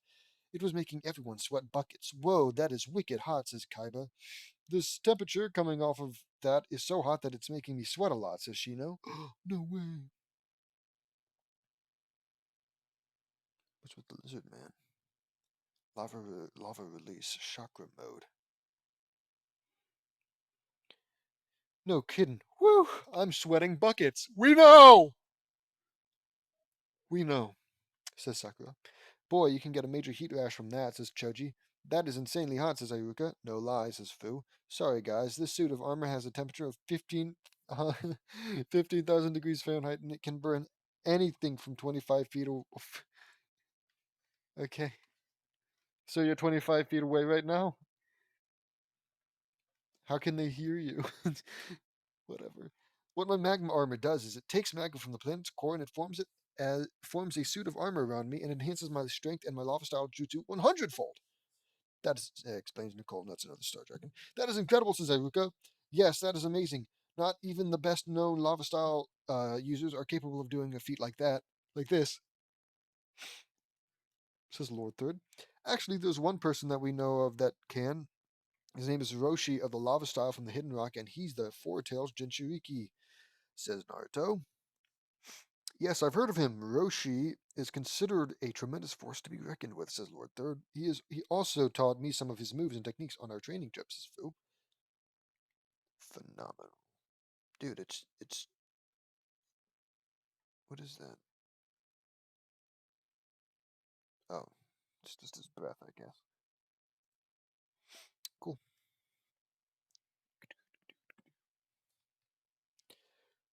Says Fu. That's right, we saw Roshi in action and he's incredible, says Sakura. Nicole's armor went away and cooled down. Here's my final technique. Oh no, we're done. No, what a shame. Wood! Nicole placed her hands on the ground. Wood style, wood style meat tree. What? Smorgasbord? Wood style meat tree smorgasbord, says Nicole, nuts another star dragon. A bunch of trees grew out of the ground and they were growing meat on them. Meat trees, says everyone, flabbergasted. My eye, ow. Joji went to one and picked some meat out and ate it. He went into a state of excited euphoria. This is awesome barbecue, says Joji. Oh no. Leave leave Luffy out of it, man. Not One Piece. Maybe this is it. Maybe this is the one and only thing from One Piece that he includes. It's not an offensive jutsu, but offensive jutsu, but it's enough to provide food, says Nicole. Ha ha ha ha ha. That's true. Spectacular performance, Nicole, says Lord Third. Thank you, Lord Hokage, says Nicole. Everyone cheered for Nicole! Great job, sis, says Naruto. Thanks, Bo, says Nicole. That's another Star Dragon. Lincoln went next. I have two techniques to demonstrate. Only two? Boring. Lincoln spread his orange wings and fired a bolt of lightning at a crater, and it exploded. Kaboom. I have a... Oh, oops, my bad. I skipped this part. Okay, Lincoln, says Ayuka. Lincoln spread his orange wings and fired a bolt of lightning at a crater, and it exploded. Kaboom! I have lightning powers, and they are strong, says Lincoln. That is amazing. That's amazing, Lincoln, says Ayuka. Thanks, Sensei. Here's my second technique, says Lincoln. Lincoln stood ready. Lightning style. Try lightning dragon jutsu, says Lincoln. Lincoln fired 3 dragons made of pure lightning. Ow, my eye. Okay. Made of pure lightning. Ow, out. Ow. Okay. I'm okay. Pure lightning at a crater, and they exploded with incredible power when they hit. Crab boom. Lincoln, that was incredible, says Iruka. My lightning powers enable me to use all lightning style jutsu without the need for chakra. That's incredible, I can believe it, Lincoln. Well done, says Lord Third. Oh, Naruto went next. My bad. Okay, I have 5 techniques for you all. Not as many as Nicole, but that's okay, says Naruto. Go for it, Naruto, says Iruka. Naruto spread his leaf angel wings and everyone but Nicole, Lincoln, Sakura, Fu, and Juri were shocked. Naruto, you're an angel, says Iruka. An angel of nature. Yeah, fucking right. You didn't say a thing. You didn't say a thing when Nicole destroyed that gigantic part of the forest. You friggin' faker. Phony. Iruka sensei, it's my Kakai Genkai called Life Wing. I have many powers that go with it. Here's my first technique, says Naruto. Naruto stood ready and formed a ball of leaves in his hand. Does it always have to be a ball of leaves? Leaf style ninja art, sharp leaf cyclone, says Naruto. Naruto fired a tornado made entirely out of leaves at a training post, and it shredded it into sawdust. That was deadly. Well done, Naruto, says Iruka. Thanks, Sensei. I can also fly with my wings. Hinata, wanna join me? Asks Naruto. Naruto held out his hand, and Hinata took it, and Naruto and Hinata were up in the air, and Naruto did all kinds of aerial stunts and tricks, and Hinata was whooping and cheering and more. Naruto landed, and Hinata was in a state of excitement. That was amazing, Naruto, says Hinata. I'm glad you had fun, Hinata, says Naruto. That looked like fun, guys, says Iruka. Hinata went back into the crowd. Here's another benefit of my Kikai Genkai. I should probably stop speaking so fast. Here's another benefit of my Kikai Genkai. I can make any kind of planet with the touch of the ground. Oh, plant, my bad, my bad. Plant with a touch of the ground, says Naruto. Make some meat trees. Naruto touched the ground, and in a split second, numerous flowers of different colors grew, and a massive kaleidoscope of butterflies filled the training ground. Whoa, Naruto, that was incredible, says Ino. Thank you, Ino. Another one of my Kekai Genkai's power is I can call any animal and communicate with them, says Naruto. Naruto roared like a bear, and a bear appeared, and he was talking to it. That is cool, says Kaiba. Agreed. Naruto has a wide variety of powers affiliated with his unique abilities, says Shino. No shit! That's right, I also have the ability to control the weather, says Naruto. Naruto shocked the whole group, except Nicole, Lincoln, Sakura, Fu, and Juri. by by forming aurora borealis visible in the daytime sky. I feel like it wouldn't be visible in the daytime sky, but what do I know? Naruto then formed a massive thunderstorm in the distance, and it was surging with lightning, and it put on a tremendous display. That is amazing, says Shikamaru. Naruto's weather control powers are practically omnipotent. He can even form weather conditions from other planets. Okay, says Nicole. That's another Star Trek. Yep, watch, says Naruto. Naruto changed the sky, and the clouds were yellow, and lightning was flashing everywhere, and the thunder was like standing next to an explosion of dynamite. Wow, that is loud, says Kaiba. No kidding, says Lincoln. These are the storm clouds of Saturn. They have much more powerful lightning than on Earth, and the thunder is much more louder than ours, says Naruto. The clouds dissipated. Wow, that's amazing, says Hanada. Incredible. I had no idea that there were different weather scenarios on different planets, says Lord Third. It's because you're stupid. It's been a very famous enigma for decades, Lord Hokage, says Nicole. Has it? I can't believe it, says Lord Third. Here's my second technique. Oh, for God's sake! That all counted as one technique, you goddamn bastard. Okay, sorry. Naruto held out his hand and formed a ball of chakra in his hand. He knows the fourth Hokage's jutsu, asks Iruka. Yes, and he completed it, says Nicole Knudsen of the Star Dragon. This was one of the jutsus that made my father famous, says Naruto. Iruka in the class minus Nicole, Lincoln, Sakura, Fu, and Juri, and Lord Hokage were shocked. Naruto channeled leaf-style chakra into it, and it became emerald green, and leaves were swirling around it.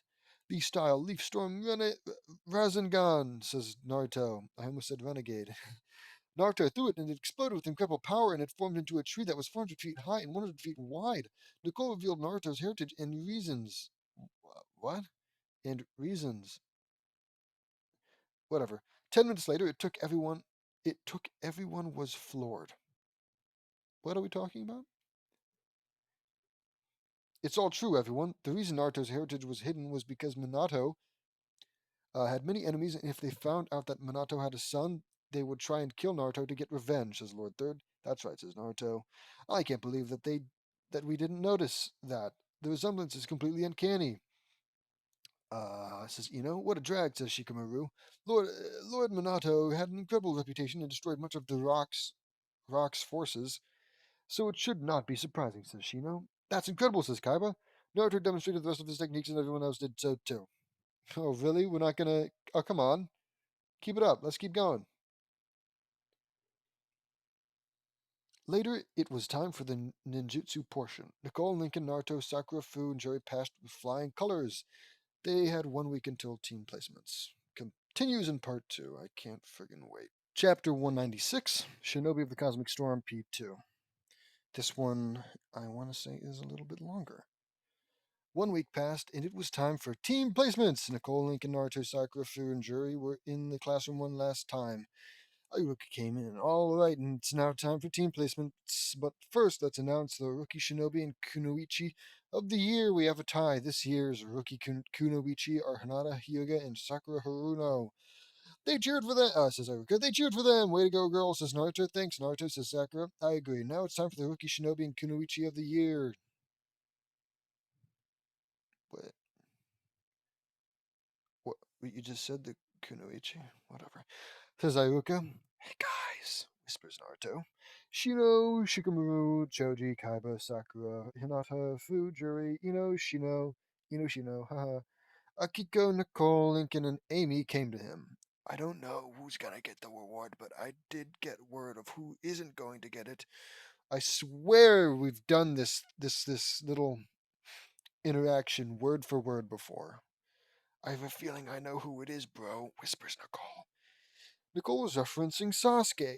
No way, this year's Rookie Shinobi is, says Iruka. Sasuke got up and walked to Iruka to accept the reward, but Iruka dropped a bomb. Naruto Uzumaki no Mikaze, says Iruka. Everyone but Sasuke's fangirls cheered wildly for Naruto. Excuse me, asks Sasuke. Thank you, Iruka sensei, says Naruto. Sasuke was enraged.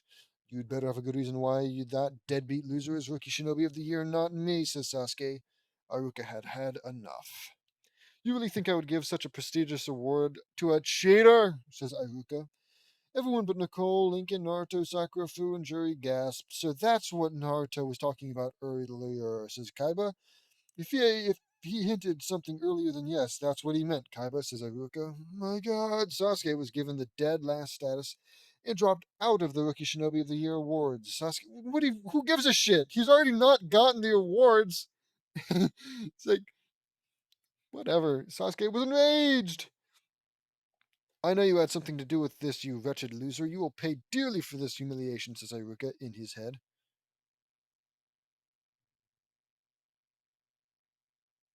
What?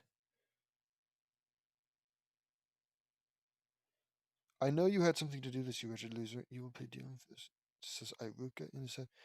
I think that's supposed to be Sasuke? Or maybe Iruka just secretly hates Naruto. Naruto heard his thoughts. your clan bites whale noses, Sasuke, says Naruto in his head.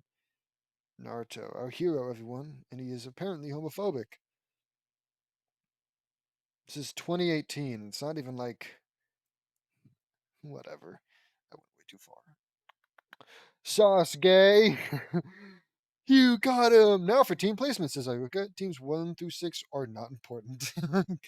Team 7 will be Nicole, Nutson, Lincoln, Lau, Naruto, Uzumaki, Namikaze, Sakura, Haruno, Fu, Juri, Amy, Mitarashi, Akiko, Suzuki, and I'm afraid you won't like this, Sasuke Uchiha, says Iruka. Oh man, says Nicole. Why do we have to have that stupid, arrogant jerk on our team? Asks Naruto. I know you guys don't like him and he wants to make everyone miserable, but you're gonna have to put up with it, says Iruka. Well, we'll do it, but we won't like it. But if he tries anything, it won't be pretty, says Nicole. Team A will be Hinata Hyuga, Shino Aburame, and Kaiba Inuzuku. Izuka, I mean. Team 8 Team 9, my god, I'm so stupid. Team 9 under Might Guy is still in circulation. Team 10 is Ino Yamanaka, Shikamaru, Nara, and Choji Akimichi. It's so stupid that these are teams of 3, and then there's like friggin' 10 people on Team 7. Whatever, man. Later after lunch, they were waiting for their sensei to arrive. 1 hour passed. It's like, I'm so tired of it, man. It's just the same thing over and over. I'm trapped in damn limbo here. It's like, oh yeah, everyone, all of the important people are put on one team. Sasuke is also put on that team so that he can later be humiliated. They wait for friggin' goddamn it, what's his name? I forgot. I forgot his name. But whatever. They wait for the same guy and he's always late and he's always a goofball and, stupid. I hate this. Guess Lord Hokage stuck us with Kakashi Hatake, says Nicole. Kakashi Hataka, the copy ninja? Asks Fu. That's him. Sister Anko told me about his achievements, says Amy. He's also one of my father's students, and he's a veteran of the Third Great War, says Naruto. He must be really powerful, says Juri. He is Juri. He's also a former Anbu captain, says Nicole. From what I remember, he has an extremely annoying habit of showing up late and everything by 2 to 3 hours, except on direct order from the Hokage, says Fu. Yeah, also, I'm willing to bet that those civilian council butt faces ordered Kakashi to train our stupid Uchiha Dirthead and only him and leave us trailing through the mud. Says Nicole. Shut up, you stupid loser, says Sasuke. Go back to brooding, you loathing, you vomit face, says Fu. Nice one, Fu. And I have a feeling you're right, sis, says Naruto. Those dumb idiots. They have taken way too much power from the Hokage, and they are constantly meddling in the ways of the shinobi and driving us nuts, says Amy. I agree with you, Amy. Those fools are abusing their power for their own selfish purposes, says Akiko. I agree, Akiko, and we have to stop them. I plan on sending a message to the daimyo about this later on, says Nicole. Shut up! Yeah, my mom is on the civilian council, and she is completely against the ideas that they have been doing the past few years. I found out after I got home that Mom was protecting me, says Sakura. What do you mean, Sakura? Asks Naruto. Mom told me about your rough treatment at the hands of the village. She was protecting me to make sure that I don't endure the same thing, says Sakura. Yeah, I understand, Sakura, says Naruto. Amy, Akiko, do you know about Naruto's problem? Asks Nicole. Yes, Anko told me. I can't believe that these villagers are that stupid and will believe anything and hurt a brave and awesome guy like Naruto. Brave and awesome guy like Naruto for something that he had no control over, says Amy. I actually figured it out. Shikamaru, Shino, Choji, Tenten, Neji, myself, and Hinata figured it out by your rough treatment that we saw 6 years ago and put the pieces of the puzzle together quickly. We don't agree. We don't think of you as the nine-tailed fox, and we never did. You're a hero, and I believe that you can master its power, says Akiko. Thanks, guys. That means a lot to me, says Naruto. The civilian council is nothing but a bunch of bias-motivated Neanderthals, says Lincoln. Well said, buddy, says Nicole. Kakashi appeared. I'm very proud of you guys, says Kakashi. They saw him. Hey, brother dog? What the fuck does that mean? It's been a while, says Naruto. That it has, Naruto. It's great to see you again, says Kakashi. Why did you call him Dog, Naruto? Asks Jerry. That's his code name in the Anbu. Kakashi is one of the Anbu that was looking out for me before we left on our training trip, says Naruto. He's a good brother for you, Naruto, says Lincoln. Thanks, Lincoln, says Naruto. That's right. Meet me on the roof in 5 minutes, says Kakashi. Nicole vanished in a ball of stars. Lincoln vanished in a ball of lightning. Naruto vanished in a ball of leaves. Sakura was as a ball of water. Fu is a ball of fire. Jerry has a splash of water. What the fuck is a splash of water? Whatever. Amy in the traditional body flicker and Akiko as a nebula cloud. Sasuke ran to the roof. Yeah, he doesn't need any of your fancy, stupid instant transmission bull crap. They appeared on the roof 5 seconds later. Very impressive. You all arrived in 5 seconds. Good work, says Kakashi. Thanks, Kakashi Sensei, says Nicole. So what were you late for, Brother Kakashi? Asks Naruto. Oh, I got lost on the road of life, says Kakashi. I know how that feels. That road has lots of twists and turns, and that makes it very easy to get lost, says Naruto. I know, Naruto, says Kakashi. So, Kakashi Sensei, were you ordered by the civilian council to focus? Fuck. Excuse me. So, Kakashi Sensei, were you ordered by the civilian council to focus on only Sasuke? Asks Nicole. Yes, I was, Nicole. I was ordered to pass their precious Lord Sasuke no matter what and train only him and leave you guys trailing, says Kakashi. So my suspicions were confirmed, says Nicole. Why can't those imbeciles leave all the Shinobi alone, Lincoln? They're just that stupid, says Fu. Yep, says Naruto. Sasuke got up to the roof 3 minutes later. Nice of you to join us, Sasuke, says Kakashi. Whatever, says Sasuke. Shut the fuck up, Sasuke. You said meet him on the roof. Meet you on the roof in 5 minutes. Not only did he get there, before the 5 minutes, so he's still technically early, you dimwit.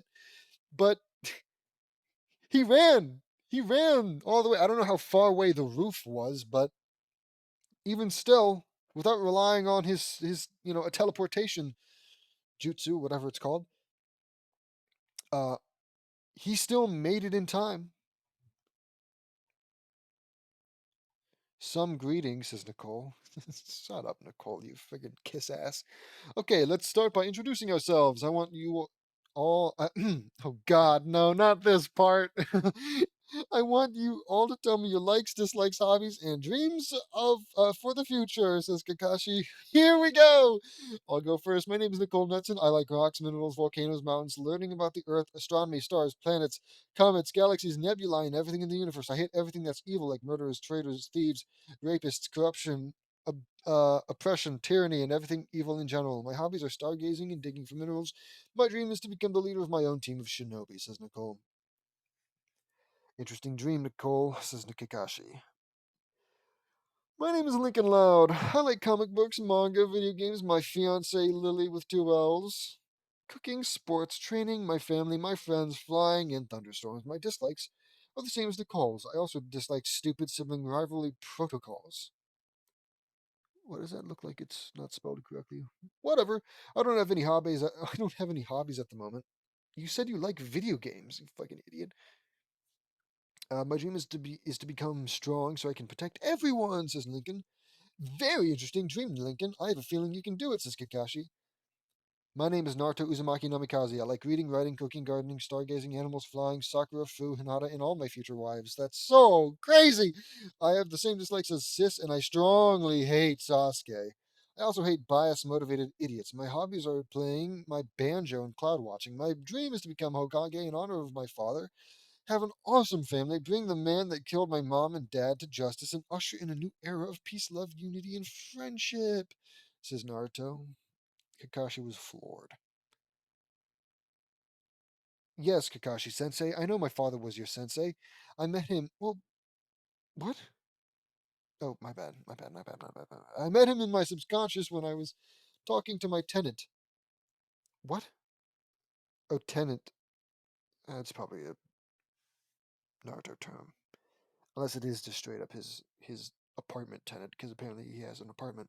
Nicole told me everything that happened on the night I was born. Dad confirmed it for me, and I know everything that went down. A rogue Uchiha killed my mom and dad on the night I was born, and he forced Natsumi to go on a rampage. Natsumi is the Nine-Tails' real name, and she was forced to attack the village against her will. I will find that masked man and bring him to justice to make him pay for his crimes, says Naruto. Just blame Sasuke. It's easier that way, you friggin' idiot. And we will help him. My name is Sakura Haruno. I like my mom, Naruto, cooking, gardening, swimming, flying, and the beauty of the ocean. I have the same dislikes as Naruto and Nicole. My hobbies are cloud watching and learning about medical jutsu. My dream is to have an awesome family with Naruto and become one of the most powerful kunoichi in the world, says Sakura. My name is Fu. I'm a transfer from the hidden waterfall. I like Naruto, flying, insects, butterflies, fire, and my tenant. I'm actually the Seven Tails Jinchuriki. I agree with Nicole and Naruto's just dislikes. My hobbies are stargazing and learning about different butterflies. My dream is the same as Sakura's. Of course it is, says Fu. I'm Juri. I like swimming, cooking, gardening, writing, and reading. I agree with Naruto's dislikes. My hobbies are having fun in the water and talking to fish. My dream is the same, says Juri. Still don't know that much about her, but whatever. I'm Amy Mitarishi. I like my sister, Anko, Naruto, Torture. My sister, who is named Anko, just in case, Naruto, Torture, being sadistic. Wait, hold on. I like my sister Anko, Naruto, Torture, being sadistic, ripping my enemies apart, Sword Jutsu, D- Dango, I don't know what that is, spicy food and ramen. I agree with Nicole in Naruto's dislikes, but I also dislike Orochimaru. He makes me sick. My hobbies are tea ceremonies and trying different dango. My dream is the same.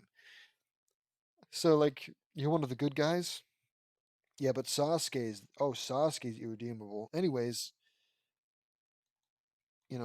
open advocate for torture and sadism and cruel and unusual punishment. It says Amy, my name is Akiko Suzuki, the Maiden of the Nebula. Shut up. I like Naruto, the stars, and the beauty of the universe. My dislikes are the same as Naruto's. My hobbies are stargazing and learning about the universe. My dream is the same, says Akiko. Wow, you guys are. Oh, my nose. Wow, you guys are very powerful. Have very powerful dreams and motivations. I'm not yawning. I'm just thirsty. Ah, my dream is the same. Wow, you guys have very powerful dreams and motivations. Now you, Mr. Fuck, wait. Mr. Sunshine? I think I said Mr. Sasuke last. Maybe I didn't say that. Maybe I thought that. Maybe I'm just losing my friggin' mind. Anyways, says Kakashi, my name is Sasuke Uchiha. I hate everything, and I despise every single one of this wretched, miserable planet. Every single thing on this wretched, miserable planet. The only thing I like is power. What I have is not a dream because I will make it a reality. I'm going to restore my clan and destroy 3 people. Okay. Fingers crossed he makes it happen. So he wants to kill me, Naruto and Itachi. Who the fuck is Itachi? I should know who Itachi is. We won't let that happen, says Nicole in her head. He's just pure evil. It's like we're in the very presence of the devil himself, says Naruto in his head. Sasuke is the ultimate true personification of pure evil. He will get what's coming to him, says Sakura in her head. I don't know what these fools in the village see in him, but he will die when the time comes, says Fu. What a monster, says Amy. Oh yeah, what a monster, says Amy. Mrs. Sadistic. Fucking shut up, dude. You ain't got no room to talk. I have an interesting bunch: a star warrior, a lightning angel, Sensei's son, an aqua master, a nature lover, Anko 2.0, a celestial maiden, and Mr. Evil himself. I got my work cut out for me. I'm also gonna have to have a very serious talk with Lord Hokage when I'm done. Here, says Kakashi in his head. All right, meet me at the training ground 7 at 8 tomorrow morning for what I call the true Genin test. Oh, and my advice, don't eat breakfast or you'll throw up, says Kakashi out loud. We'll be there, Sensei, says Nicole. Kakashi vanished. Just don't get in my way or I will kill you all, says Sasuke. Sasuke left. What a monster, says Naruto. In all honesty, I don't know what Itachi was thinking letting him live after he killed the Uchiha. He should have killed him along with the rest of the trash, says Nicole. I agree, but we'll have to clean up his mess later on, says Fu. Yep, says Lincoln. Well, we have to eat breakfast. That wasn't an order, and we'll need all the energy. What?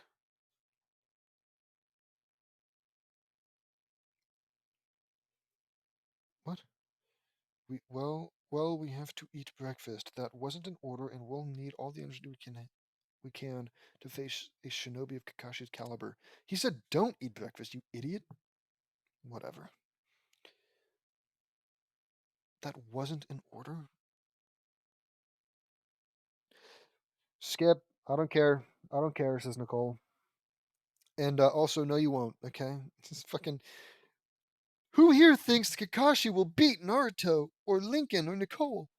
Right, says Naruto. Later that night, as Nicole and Naruto were looking at the stars, they heard something on the wind. Naruto? Asks question mark. Or it says a question mark. Sis, did you hear that? Asks Naruto. I sure did. It sounds like someone is calling us. Shut up, Nicole. They said Naruto, not Naruto and Nicole. Yeah, says Naruto. Naruto, says question mark. I think the wind wants us to follow it, says Naruto. Yeah, says Nicole. Nicole and Naruto followed the wind and they arrived at an abandoned training ground. The wind is leading us here, says Nicole. Let's find out what's going on, says Naruto. They spread their wings and jumped the fence and flew over the training ground. In the moonlight, revealed a trap door under all the dirt, and they opened it, and out of it came a foul odor. Ugh, this is rank, says Nicole. It smells like blood, death, chemicals, and snakes. Okay, fine, says Nicole. I think we may have stumbled onto one of Orochimaru's laboratories here. Let's go in, says Nicole. Okay, says Naruto. They went down and they went into a room at the end of the corridor, and it was dark. Now, where's a light switch, says Nicole. Nicole felt around the walls and found it and flicked it, and the lights came on. They saw laboratory equipment and lots of chemicals and logbooks. Look at all this stuff, says Nicole. This is definitely one of Orochimaru's labs, all right, says Naruto. Dad told me all about what Orochimaru was doing and that he was the genius out of the legendary Sannin. Until he went mad with power and will stop at nothing to destroy the leaf and rule over the world with an iron fist, says Nicole. Yes, Nicole. Why did your dad tell you that? Oh, sorry, right? Because your dad's fucking JD. Sorry. How could I forget?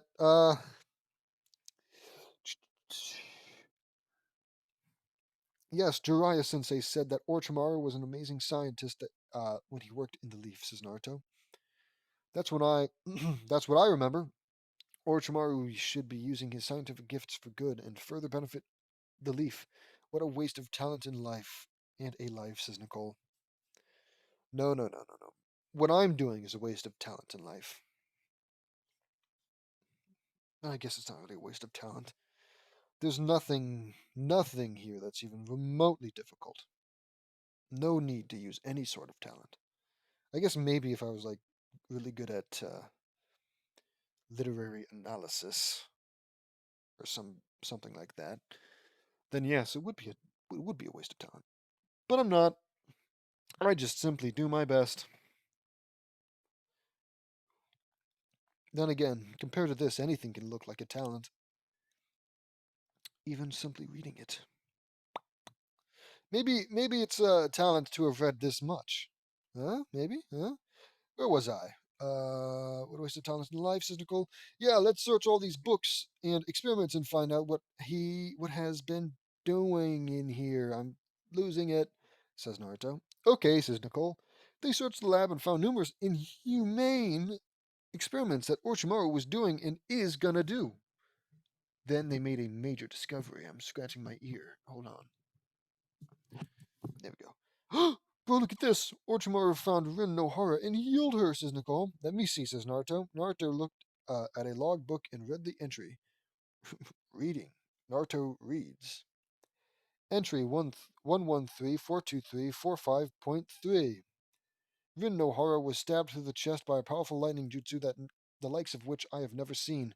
I placed her in a cryogenic state of suspended animation with a powerful sealing jutsu that would heal her and restore her.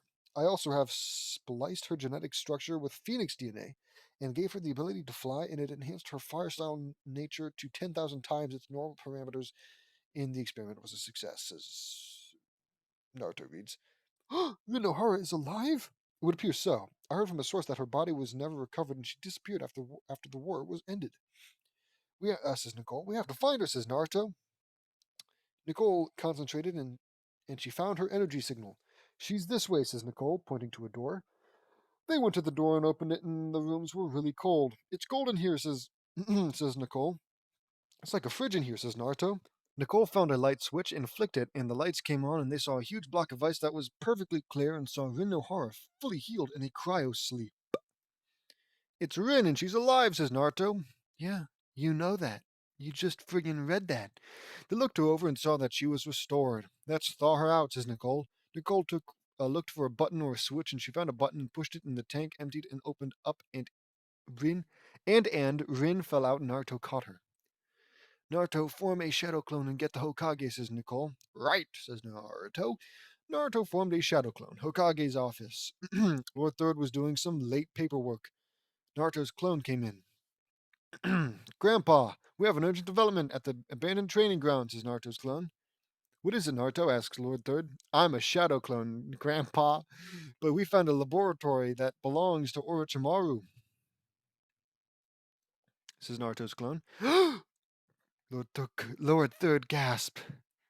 Anbu, follow me, says Lord Third. Lead us to it, he commands his clone. Okay, says Naruto's clone. Naruto's clone took them to the abandoned training ground with the Flying Thunder God Jutsu. Laboratory. Naruto's clone appeared with Hokage and the Anbu in an orange flash. We're glad you arrived, Lord Hokage, says Nicole. Yes, well, I'll be. It's one of them. It's one of my wayward students' labs, all right, says Lord Third. And Rin is alive, he says, seeing Rin. Yeah, we found Ren frozen and Orochimaru experimented on her, and here's what he did to her, says Naruto. Naruto handed him the logbook, and he was shocked. I can't believe that Orochimaru did all this and was doing all this in secret, said Lord Third. Also found a diary that belongs to Orochimaru. Spicy, says Nicole. Nicole handed him said book, and Lord Third was floored. Orochimaru was going to return one day and destroy the entire Leaf Village completely. You both did a good thing finding this place. Well done. This will be considered an S-rank mission for the both of you, says Lord Third. Shut the fuck up, dude. Thank goodness. Because they need it. Because they need it.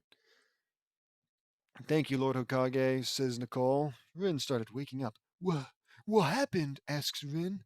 Rin, you're awake, says Naruto. Minato-sensei? Asks Rin. No, I'm his son, Naruto, says Naruto. You look so much like Minato Sensei, says Rin. Because he's my father, says Naruto. Sorry. We have a lot to explain, says Nicole. Back in the Namikaze Team 7 minus Sasuke explained to Rin everything that happened over the course of 13 years, and Rin was horrified and she broke down crying, and Sakura was comforting her. Minato Sensei Kushina, why? Cries Rin. A rogue Uchiha did it. We know.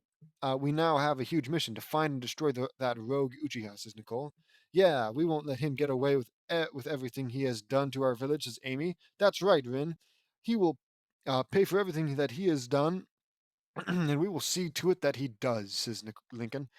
Yeah, anybody that can kill someone's family like that and destroy the village as collateral damage is as well is pure evil, says Nicole, who would in a heartbeat, destroy the entire Uchiha clan, but whatever. Yeah, says Naruto, we will find him and make him pay for everything that he has done to our village, says Fu. Yeah, says Akiko. I agree with you all. We had no idea that a rogue Uchiha was responsible for the Nine Tails attack, and his trail went cold. He could be anywhere in the world, says Lord Third.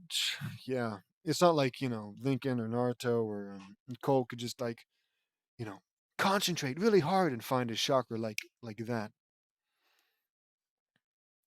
Yeah, Natsumi said he had an orange spiral mask with one eye hole in the Sharingan and the Sharingan, but that was the best description she could give, says Naruto. That's a good description, Naruto. It's always like we have to compliment the most asinine, mundane things. Like, oh, really good job on that description, Naruto. I guess. Can any of you draw a picture of the assailant? Says Lord Third. I can try, says Lincoln. Lincoln drew a picture, and it was exactly of the masked Uchiha. I can try, he says, freaking fishing for compliments. Here you go, Lord. Lord Hokage, says Lincoln. Lincoln gave him the picture. Thank you, Lincoln. I will send this to my student Jiraiya and, and have his spy network keep an eye out for him, says Lord Third. Great, but we don't know what he is capable of, and we have to train for when we face him, says Nicole. Yeah, I'm sure you do. That's right. Also, you all will be getting S-rank mission credit for finding one of Orochimaru's labs. After it's been searched, and we will destroy it. After it's been searched, we will destroy it. I feel like it's not really fair to give everyone S-rank mission credit if only two people found it, and it's not even like they did it. They followed the wind. They wouldn't have found it otherwise. They followed the wind that guided them there. And even if they did find it on their own, well, guess what? It's all you did was it's like nothing crazy. No odds were overcome.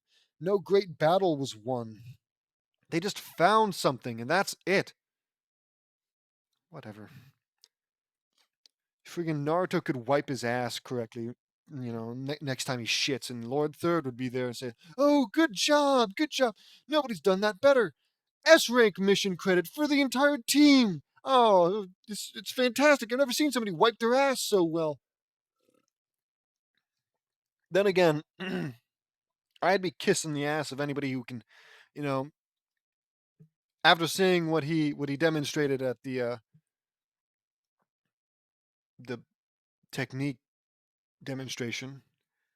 I certainly wouldn't want to get on his bad side. I'd do everything in my power to help him out, I guess. It's like, and then when he eventually becomes powerful enough to rule the world, which he probably already is, you can say, "Hey, remember all those awesome things that I did for you?" And then he rewards you with being like his personal servant as opposed to his slave. Some bullshit like that. Where was I? That's great, Sasakura. Actually, I'm okay with it now. Now that I think about it, because that means that Sasuke also got it. Or did the others only get it because they showed up? Good for them. Oh, good for them. S rank for basically riding the coattails of the two stronger members. Yeah, that's one problem that we won't have to worry about anymore, says Jerry. Rin calmed down and she was better. Of course she is. Yeah, that's good. But guys, I'm afraid I have a terrible thing with me. I still have the three-tailed turtle inside me, says Rin. They gasp. You're a Jinchuriki like me, Rin? Asks Naruto. Yes, but I was made one against my will. So? So was fucking Naruto. It's like, yeah, but I didn't want it to happen. Neither did Naruto. He was a baby, god dang it. I was captured almost 14 years ago by some mist shinobi during the end of the stages of the Third Great War. I was forcibly made into the Three-Tailed Jinchuriki, and when I entered the Leaf Village, I would release the tailed beast into the village so the mist would destroy the leaf. Okay, but you're in the leaf now, aren't you? They gasp. Why would the mist do that to you? Says Naruto. A shock and awe attack. They wanted to use overwhelming force to cripple our village and destroy our fighting spirit completely, says Nicole. I am very familiar with that military rule. The question is why they wanted to do it, says Lord Third. I don't know myself. I told Kakashi about it, and he tried to fight the Mist Ninjas, and I had no other option but to die. What? I jumped in front of Kakashi Chidori, and he could have killed me. What? Whatever, says Rin. And we found you 13.5 years later in cryogenic suspension in one of Orochimaru's labs, says Nicole. Yes, says Rin. Maybe me and Natsumi can talk to the detailed turtle. I have a mark on the back of my left hand that lets Natsumi talk to me and anyone, says Naruto. That's really cool, says Sakura. Minato always did have a knack for defying the impossible, and this is a genius method for Jinchuriki to communicate with their tenants, says Lord Third. So that's why you have that seal on your hand, Naruto, says Fu. Yep, Natsumi, we have a problem here, says Naruto. I heard, Naruto. It's a girl, actually. Oh, whatever. This is a big problem, and we can ask Isobu to work with Rin, says Natsumi. Okay, says Naruto. Rin, it's great to hear your voice again. Kushina and I were very close all those years ago, says Natsumi. It's great to hear your voice too, Natsumi. Kushina and you were like sisters, says Rin. I know. Me and Naruto are gonna go into your mind and see if we can talk to Isobu, says Natsumi. Okay, says Rin. Rin placed his hand on Naruto placed his hand on Rin's head, and he and Natsumi went into her mind. Her mindscape was an oceanic landscape. They swam and found Rin with Isobu, the three-tailed turtle. Isobu, says Natsumi. Natsumi, it's great to see you again, says Isobu. Same here. Rin, you can forcibly seal her. Rin had you forcibly sealed into her against her will, and she was made into a Trojan horse, so to speak, says Natsumi. Yes, I know. It wasn't the Mist Shinobi that did it. It was Madara Uchiha. Of course it was, says Isobu. Naruto, Rin, and Natsumi gasped. Madara Uchiha? But that's impossible. He died during the fight with the first Hokage, says Naruto. No, he didn't die. He survived somehow, and he was the one that sealed me into Ren. Somehow Palpatine returned. He had those mist ninjas under his control, and it was all because of him that I was sealed into Ren, says Isobu. Madara, I can't believe this. He's a monster, says Natsumi. Yeah, Madara is worse than the devil himself. He's pure evil incarnate, the ultimate personification of pure evil in its entirety. For Christ's sake, man. It's like, I don't care. All right, I don't even care if like the Uchiha are genuinely despicable in the actual anime. It's like nobody should be this actually like venomous towards them. Okay, it's not normal, Mister 30-something-year-old man, adult man. Like, good lord. I don't care how autistic you may or may not be. This this is a level of um immaturity that rivals even Christian. It's like I hate the Uchiha so much, so much, so much. I'm gonna make multiple chapters of my super duper ridiculous fan fiction all about how people hate them and that always they're insulting them and beating them down and winning against them until ultimately it almost feels like the reverse happened. And now instead of Naruto being the hated one in the village, it's going to be Sasuke.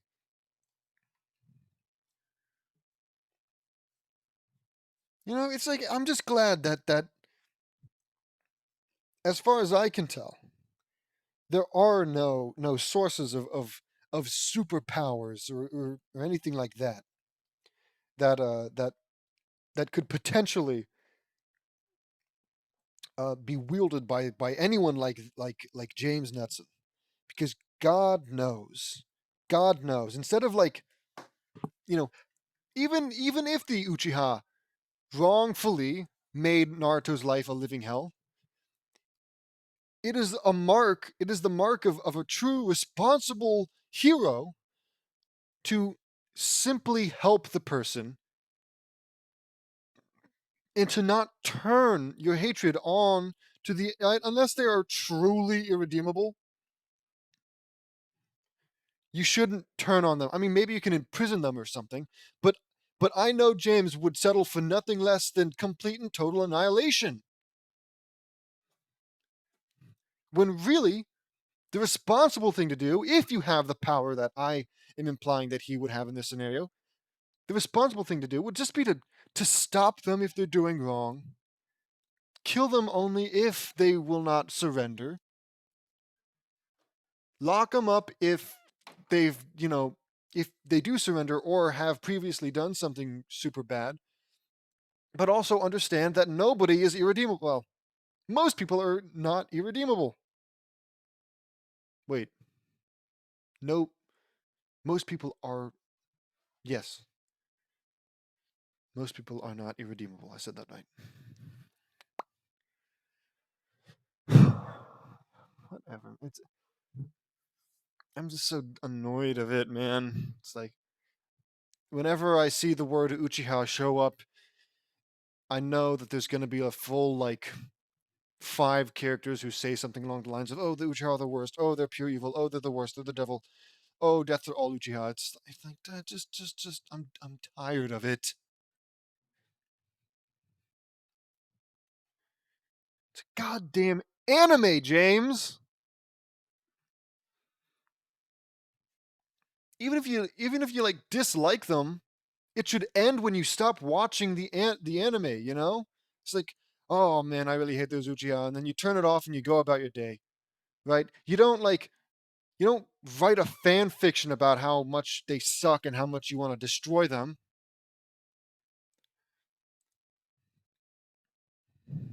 Whatever, okay? I'm a little off track. Where the heck was I? Madara, I can't believe he's a monster, yes. Yes, Madara is the worst than the devil himself. He's pure evil incarnate, the ultimate personification of pure evil in its entirety, says Naruto. Madara, I can't believe you turned me into a Jinchuriki, says Rin. But Madara should be long dead by now. It's been 50 years since that day. He could be. How could he? How could he still be alive after all these years? Says Naruto. He's always been very crafty, Naruto. No, it wasn't Madara that was controlling me. When I was forced to attack the leaf, it was someone that was impersonating him, says Natsumi. So we have a fake Madara running amok and causing chaos and destruction to the world, says Naruto. So it would seem. Isobu, you need to work together with the Rin, says Natsumi. Yes, I know. If this fake Madara is out there, then we need all the help we can get to stop him. I will gladly help Rin, says Isobu. Thank you, brother, says Natsumi. No problem, sister, says Isobu. Naruto, thank you, says Rin. I'm glad we could help you, Rin, says Naruto. Everybody loves everyone. What a happy ending, unless they're Uchiha. They left Rin's mindscape. Like all this is done, because he's so evil and hate filled with it, with his like revenge against the Uchiha. That all it ever does is make me wish that the Uchiha would win, even though they're probably not the good guys. I don't know. I haven't watched Naruto, but even if they are like kind of basically the bad guys, I still want them to win because like it's not like James and his little gaggle of psychopaths are going to be that much better. Well, in a real world scenario, obviously, in his little controlled fantasies, he'll always come out on top, and everyone will be super happy with anything he does, even if he like just orders a police state, 100%, 100% surveillance at all times, no freedom of speech against unless it's like praising Team Loud, Phoenix Storm, and people are like, well, they deserve it, so I'm okay with it. And then they cheer and they throw parties and they offer up all of their women to the harem, regardless of age. Okay. Anyways. The Leftover's Mindscape, it was a success, but I'm afraid that we have even more troubling news. The mist didn't seal Isobu into Rin. It was Madara Uchiha, says Naruto, but it wasn't because it was a a doppelganger. Like that's what they said, right? There was some doppelganger that took the form of Madara to make Rin attack the whatever. I'm already getting lost, and I don't care enough about this stupid story to get my facts right. Everyone but Naruto gasped. Madara did this, asks Nicole. But that's impossible, says Sakura. I've heard about Madara. He's one of the founding fathers of the Leaf, and he is pure evil, says Fu. Madara was a force to be reckoned with 60 years ago. He and my sensei Hashirama Senju, the first Hokage, founded the Hidden Leaf Village. And when Madara Uchiha was not made the first Hokage, he tried to rally up the Uchiha to take the village by force, but the Uchiha refused this, and Madara was made a loner. Look at that! Look at that! The Uchiha refused Madara. They actively went against this person who was clearly, you know, doing bad things or trying to do something for for a wrong reason. But it just glosses over JD. just glosses over James. No, no, no. I mean, sure, they did the right thing here, but still, death to all Uchiha. All irredeemable. Kill them all. It's like, dude, he abandoned the leaf in Hashirama Sensei, and Madara fought with everything they had at the final valley in Hashirama won. We all thought that Madara died, and now news about him being alive has made this situation of cataclysmic proportions, says Lord Third. My father told me a lot about Madara. He was a very powerful shinobi and possessed enormous fighting prowess. His fire style jutsu was incredibly powerful, and he was said to be completely impervious to all jutsu. He is said to be immortal like me, says Nicole. Well, then how the hell did he lose to Hashirama? Riddle me that, dumbass. It's just hard to imagine that one of our village's founding fathers was responsible for turning me into a Jinchuriki and almost got me killed, says Rin. He's dead now, isn't he? Asks Fu. Yes, he's dead now, and let's hope he stays dead. So then why are we acting like, it's blown the situation out of cut? No, it hasn't. He's dead. It's not like you need to go searching for him. Nothing's really changed. The person responsible is dead. Um, the person responsible is dead, and like, sure, he's created this situation, but the situation remains the same. Knowing who did it, knowing that the person who did it, learning about the person who did it, but also learning they're dead, ultimately it's just like, oh, cool, a little fun fact, anyways, and then you go back to trying to solve whatever situation you've got right now. And I know that there's like a doppelganger or something running around, but the thing is, he doesn't know that yet. When he says this, he doesn't know it yet. Uh,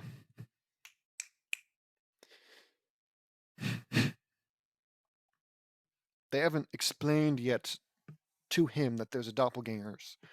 So it's just weird that he says that. Anyways, I'm mountains out of molehills. Yes, he's dead. Now let's hope he stays dead, says Naruto. I also read in Orochimaru's notes that he can use the reanimation jutsu, says Nicole. I I can't believe he now has that jutsu in his arsenal. Tobirama Sensei created the reanimation jutsu, and now it's hard to imagine that Orochimaru is in possession of that technique. If he resurrects Madara, then we're in serious trouble, says Lord Third. Okay, wait, so that's what they mean when they said that there's a doppelganger? It's because he's been reanimated? Whatever. I don't think he would be that desperate if he was planning an invasion. We don't even know how Orochimaru is gonna invade the village in the future, but we will be ready for him, says Sakura. Yeah, says Rin. We will make Orochimaru pay for everything he has done, says Juri. Yeah, says Akiko. I'm proud of you all. Your test is tomorrow morning, and good luck to all of you, says Lord Third. Thanks, Lord Hokage, says Nicole. You're welcome. Rin, would you like to be reinstated into the Shinobi program? Asks Lord Third. I would like that, Lord Hokage, says Rin. That's good. Unfortunately, since everyone thinks you're dead, you have to start over as again, says Lord Third. I don't think that's how that works, but whatever. I understand, says Ren. Okay, you are in Team 7 with Nicole, Lincoln, Haruto, Sakura, Fu, Juri, Amy, Akiko, and Sasuke, says Lord Third. How old is she? I know she was frozen for 13 years, so maybe she isn't,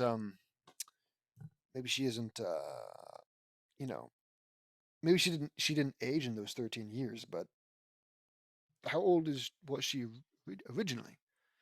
Because I get the feeling that they're going to set up that this girl or possible woman who is possibly much older than Naruto is going to wind up being his another one of his wives.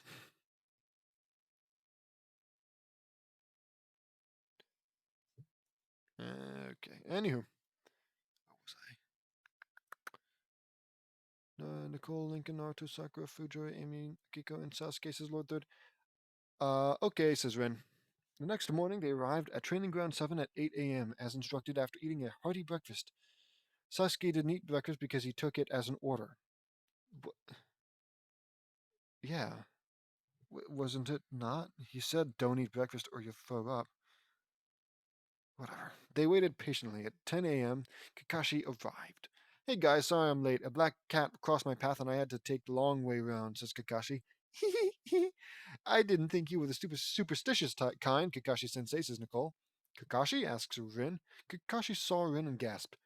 Rin? Is that really you? Says Kakashi. It is me, Kakashi, says Rin. Rin hugged him and was reunited with him for the first time in nearly 14 years. But how? I thought I killed you, says Kakashi. Orochimaru found her and healed her by freezing her in ice lined with a sealing jutsu. Grandpa can explain what happened, says Naruto. That doesn't matter. What's important is that Rin is back, says Kakashi. I'm glad to be home, Kakashi, says Rin. She has to start over as again because well, you know, says Nicole. I understand. Let's do our test, says Kakashi. Yeah, wow, what a wonderful reunion. Oh my god, the girl that I thought I killed is alive again. Anyways, let's go back to training. Just fucking sure. Okay, says Nicole. Now you have until noon, says Kakashi, pulling out 8 bells from his pocket, to get these bells from me. Come at me with the intent to kill, says Kakashi. No problem, says Nicole. The test begins when I say ready. I mean, fuck, says when I say go. Ready, set, go, says Kakashi. They hid in the trees and Naruto decided to face him. As the test began, a miracle happened in the Leaf Hospital. A woman with long red hair woke up in a hospital bed. What? Naruto, I have to find him, says question mark. She got up out of bed and started walking to the training ground. You know what? You know that you're supposed to hide, right? Asks Kakashi. I know, brother, but you heard how I've progressed, right? Says Naruto. I sure did, Naruto. You all caused a lot of damage to Training Ground 16, says Kakashi. I know, let me show you, says Naruto. Oh, fuck. Naruto spread his wings and unsheathed his sword. The sword was his mother's sword, Dragon Storm. Dragon Storm. It had a blue katana blade with a red dragon on the blade. Ah, and it had a gold dragon hilt with green jewels, and the Uzumaki crest was made of rubies and sapphire. That's fucking tacky. That's your mother's sword, Dragonstorm, says Kakashi. That's right, it was my mom's weapon, and the Uzumaki clan is known for being the deadliest sword jutsu users in the world, says Naruto. That's right, says Kakashi. Just a forewarning, Kakashi sensei, I won't be holding back. Yeah, you will. Otherwise, you're going to kill Kakashi, says Naruto. In that case, says Kakashi, lifting his headband to reveal he had a Sharingan in his left eye. Neither will I, says Kakashi. Wow, that's so cool. So you have a transplanted Sharingan eye, says Naruto. That's right, Naruto, says Kakashi. All right then, says Naruto. Naruto dashed toward Kakashi, and Kakashi stood ready, and just as Naruto was about to land a blow on it, he vanished and formed an afterimage, and Kakashi struck it, and it vanished, and Naruto kicked Kakashi in the back and sent a blade of green energy right at Kakashi. Kakashi saw it coming and he substituted. Substitution jutsu, says Naruto. Naruto channeled lightning style chakra into his sword and stabbed to the ground. Lightning style ninja art worm flush. Okay, says Naruto. The lightning flushed Kakashi out and he was numb from the attack. How did you know I was underground, Naruto? Asks Kakashi. I sensed your chakra signal underground, Sensei. I invented that technique to counter the headhunter jutsu, says Naruto. That was genius, Naruto. You definitely have Minato Sensei's knack for inventing new jutsu, says Kakashi. Like father, like son, says Naruto. I'm gonna vomit. I'm gonna vomit. I shouldn't have eaten breakfast because this is making me want to vomit. Indeed, let's test out everything you've learned. First, taijutsu, says Kakashi. Okay, says Naruto, sheathing his sword. Naruto and Kakashi engaged in a powerful taijutsu match. Naruto punched Kakashi in the face, kneed him in the stomach, kicked him in the solar plexus, leg sweeped Kakashi and kicked him in the back. Jumped high into the air and dealt a spinning axe kick to his stomach. Leaves were spiraling around his arms and legs, and green lightning blasted out of his attacks with each impact. So cool. I want to die. Kakashi crashed to the ground. Naruto landed and Kakashi got up and he had some nasty bruises. Sorry, Kakashi sensei. That was a new taijutsu style I invented. I call it Dance of the Leshi. It's a similar style to the Dancing Leaf Shadow, and it infuses my life wing powers into it to enhance my strength and speed. Explains Naruto. That's very clever and very amazing. Now let's do Genjutsu, says Kakashi. Okay, says Naruto. Kakashi vanished in a swirl of leaves, and Naruto saw the entire village completely on fire. The Death Mirage Jutsu. Nice try, Sensei. Release! Says Naruto. The Genjutsu vanished. Now it's my turn, says Naruto. Naruto vanished, and Kakashi found himself in a super dense forest, and he saw Minato. Kushina, Obito, and Rin, all bleeding profusely, and the rock ninjas that killed Obito were standing before him, and they were laughing insanely. You monsters! I will kill you, says Kakashi enraged. That's nice and all, but like, how does anybody fall for that when it's so incredibly uh what's the word? I don't want to say televised. That doesn't sound right. I don't know. There's a word for like basically just saying what you're going to do before you do it. And I don't know. If I heard somebody say "my turn" in regards to a mirage jutsu, I'd be like, "Oh well, whatever I'm about to see is most likely going to be a mirage." Doesn't it seem like kind of a cruel jutsu to use, though? Anyways, Kakashi killed the rock ninjas, but they resurfaced, fully restored. What? How is that? Wait, this is a genjutsu. Release, says Kakashi. The genjutsu vanished. I'm amazed you survived my Forest of Madness genjutsu. It's a genjutsu I made, says Naruto. It's very clever, Naruto. Now for ninjutsu, says Kakashi. You got it, says Naruto. Naruto flew toward Kakashi and punched him in the face. Kakashi went flying as Naruto did a jutsu. Leaf style, tiger leaf wind, says Naruto. Naruto swung his arm, and a huge blast of wind with a wave of leaves flew and took the form of a tiger, and it roared ferociously as at Kakashi. Kakashi substituted. Naruto unsheathed his sword. Wind style sword art razor cyclone, says Naruto. Naruto swung his sword, and the tornado enveloped Kakashi, and a little blade slashed Kakashi. And when it died down, Kakashi's clothes were shredded, and he was weak. Now, guys, says Naruto. Naruto, Lincoln, Sakura, Juri, Amy, Akiko, and Rin came and overwhelmed Kakashi. He was knocked out, and he had Sasuke knocked out, and he and Sasuke were tied to the posts. Sure, fucking whatever. Also, yeah, good job, everybody. You let Naruto do all the work, and then you just whatever. Kakashi woke up 30 minutes later, and he saw them eating the bento meals he brought for them. Okay, guys, you can untie me. You all pass, but Sasuke doesn't, says Kakashi. Sure. What? Exclaims Sasuke. The woman arrived at the training ground 35 minutes ago, and she was watching the whole fight. She saw Naruto, and she knew that he was her son. The woman was Kushina Uzumaki, and she was alive this whole time. She walked over to the training post. Naruto? Asks Kushina. They turned and saw Kushina, and they gasped. Mom, is that you? Asks Naruto. Fuck me, Kushina Uzumaki, says Nicole. Kushina? Asks Rin. Kushina? Asks Akiko. Is it you? Mom, says Naruto. Naruto ran over and hugged her and cried hard. Mom, I missed you so much, cries Naruto. My sweet baby boy, you've grown into an amazing shinobi, says Kushina. Kushina, I'm so glad you're all right, says Nicole. Thank you, says Kushina. Sorry, I'm Nicole Nuts, and we've been looking after Naruto since he was 7. We have quite a story to tell, says Nicole. They all revealed everything that happened, and Kushina was shocked. She walked over to Nicole and hugged her and cried. Nicole, thank you so much for looking out for my baby boy, cries Kushina. You're so welcome, Kushina.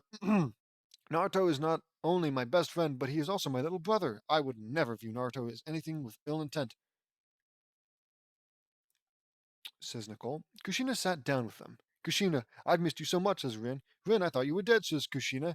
It was Orochimaru that found me 14 years ago after Kakashi shoved a Chidori through my chest and I was frozen in ice and healed in a laboratory, says Rin. That's incredible. I'm so glad you're all right. Kakashi was absolutely devastated when he thought he killed you, says Kushina. That's what I've heard, but I'm glad to be home, says Rin.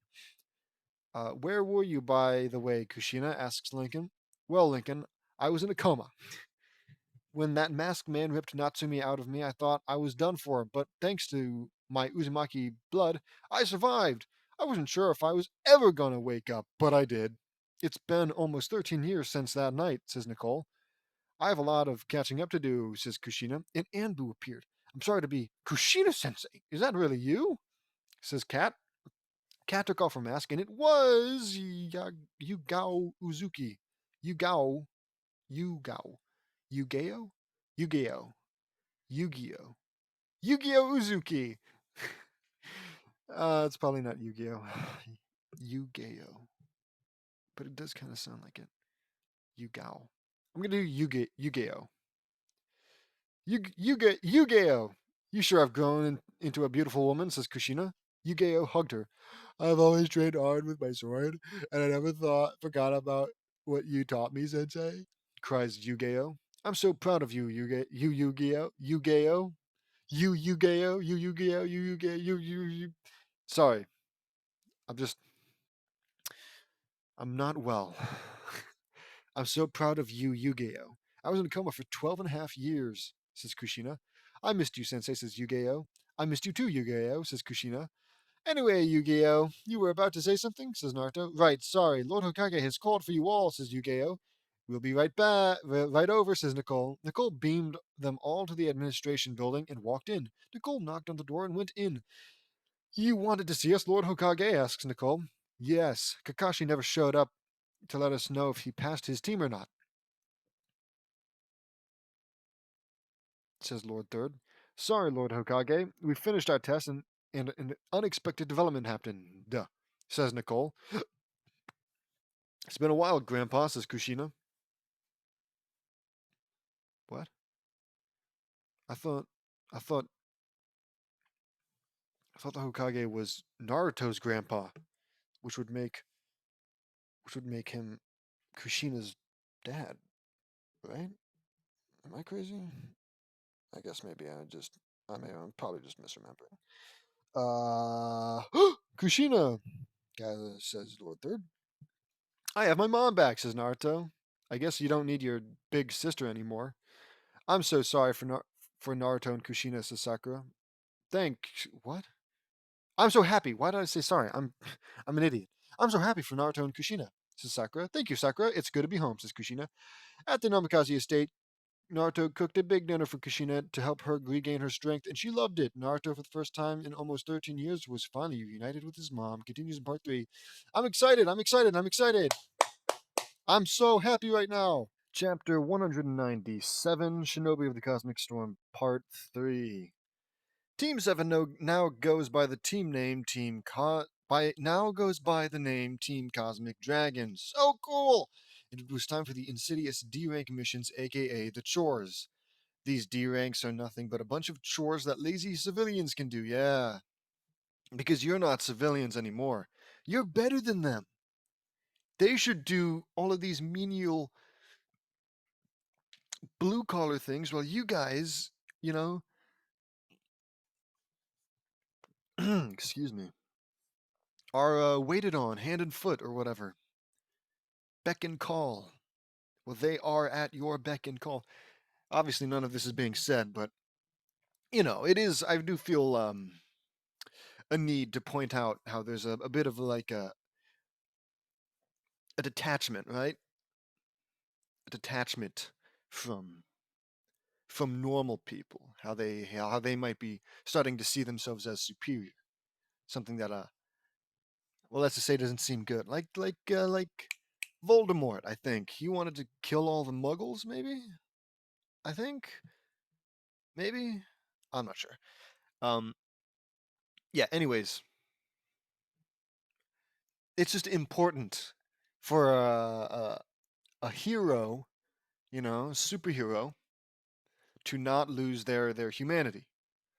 Which means even though oh, I'm Superman. Why should I have to do paperwork? It's like, dude, that's like the first step. This first small, albeit small step towards being a bad guy. Because they aren't bad guys yet. Team Cosmic Dragon, such a cool name. Such a cool name. I know Sakura, but oh yeah, that's what Sakura said. I know Sakura, but we're gonna have to put up with it. Luckily, I have ways to make them all very exciting, says Nicole. I can't wait to see them, says Naruto. Okay, our first mission is gardening at a farm, says Nicole. That's one of my likes, says Naruto. We call them interests, buddy. Ow, my freaking thumb. Cool, says Lincoln. Let's go, says Nicole. At the farm, they were picking vegetables and fruit, and Nicole changed the area into the town of Midwich in the 1995 movie Village of the Damned, and they saw the children from the movie facing the people. Whoa, I know this movie. We're in Village of the Damned, and those are the children.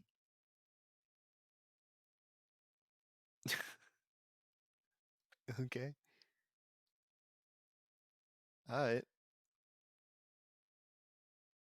Okay. Village of the Damned. Yeah, that's what it said. I um I always find it a little just stupid. It's just a tad bit unnecessary whenever he has to make even the most mundane things. Something that would be mundane for them, he has to make it into something exciting, and it's like, come on, man. Like, if you want me to relate to your characters, have them do chores. Have them say, like, oh, this stinks, but, don't have them be in such a bad mood about it. It's chores. Everybody has to do chores. But, you make it into some, oh, wow, now we're doing a movie, basically. It's like, come on. It's like, I don't want to be so sunk into a fantasy that even these small little, because sometimes maybe life doesn't need to be so exciting. Maybe if I want to go and I want to clean up some garbage, I don't need it to be some action movie at the same time. Especially not when my entire life, and speaking from the position of a member of the Loud estate, Loud Anderson, the Nuts and Loud Anderson estate. I'm sure my life is exciting enough. Maybe even I would want a little bit of mundaneness to come back in the form of chores. Maybe it keeps me human, you know? Oh well. I guess I'd have to live it to know if I really would prefer every moment of my life to be hyper exciting and full of nothing but victory and zero losses.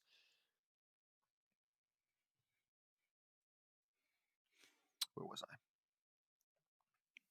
And those are the children, says Lincoln. Uh, what were they known for, Lincoln? Asks Sakura. They were all born at the same time because of aliens from another planet, and these children all have strange psychic powers and make people kill themselves and other people around them, says Lincoln. Yay! Uh, and it's not even like picking vegetables and fruit is that boring, especially when you're surrounded by friends. If I have a good friend with me picking vegetables and fruit, I'm gonna be fine, right? Even if it's not gonna be that exciting, it's just nice to have good company. But these people, they don't actually interact in any way that friends do. It's just it's just a bunch of robots that were programmed to kiss the ass of whichever robot does something impressive. You know, they say an opportunity, a random number gets generated. That number corresponds to one of the robots. The robot then, does something impressive, you know, fixes a problem, something like that. And then each robot gets a turn being all like, that was amazing. You are so cool. That was the most amazing thing ever. They would never make like little in jokes in their friend group, like, oh man, this guy friggin' when he was picking tomatoes, he got tomato juice all over him. Now we call him Juice Boy. I know it's a little weird, but it's stuff like that, nicknames and this and such. Everything that would dictate a normal relationship is gone with these people, other than spending time with one another. And even then, I'd have to say that they do it way too damn much. Like, good God, how often does JD go to their school, even though he's supposed to be a high schooler or something? Maybe even out of high school. It's like, why are you here?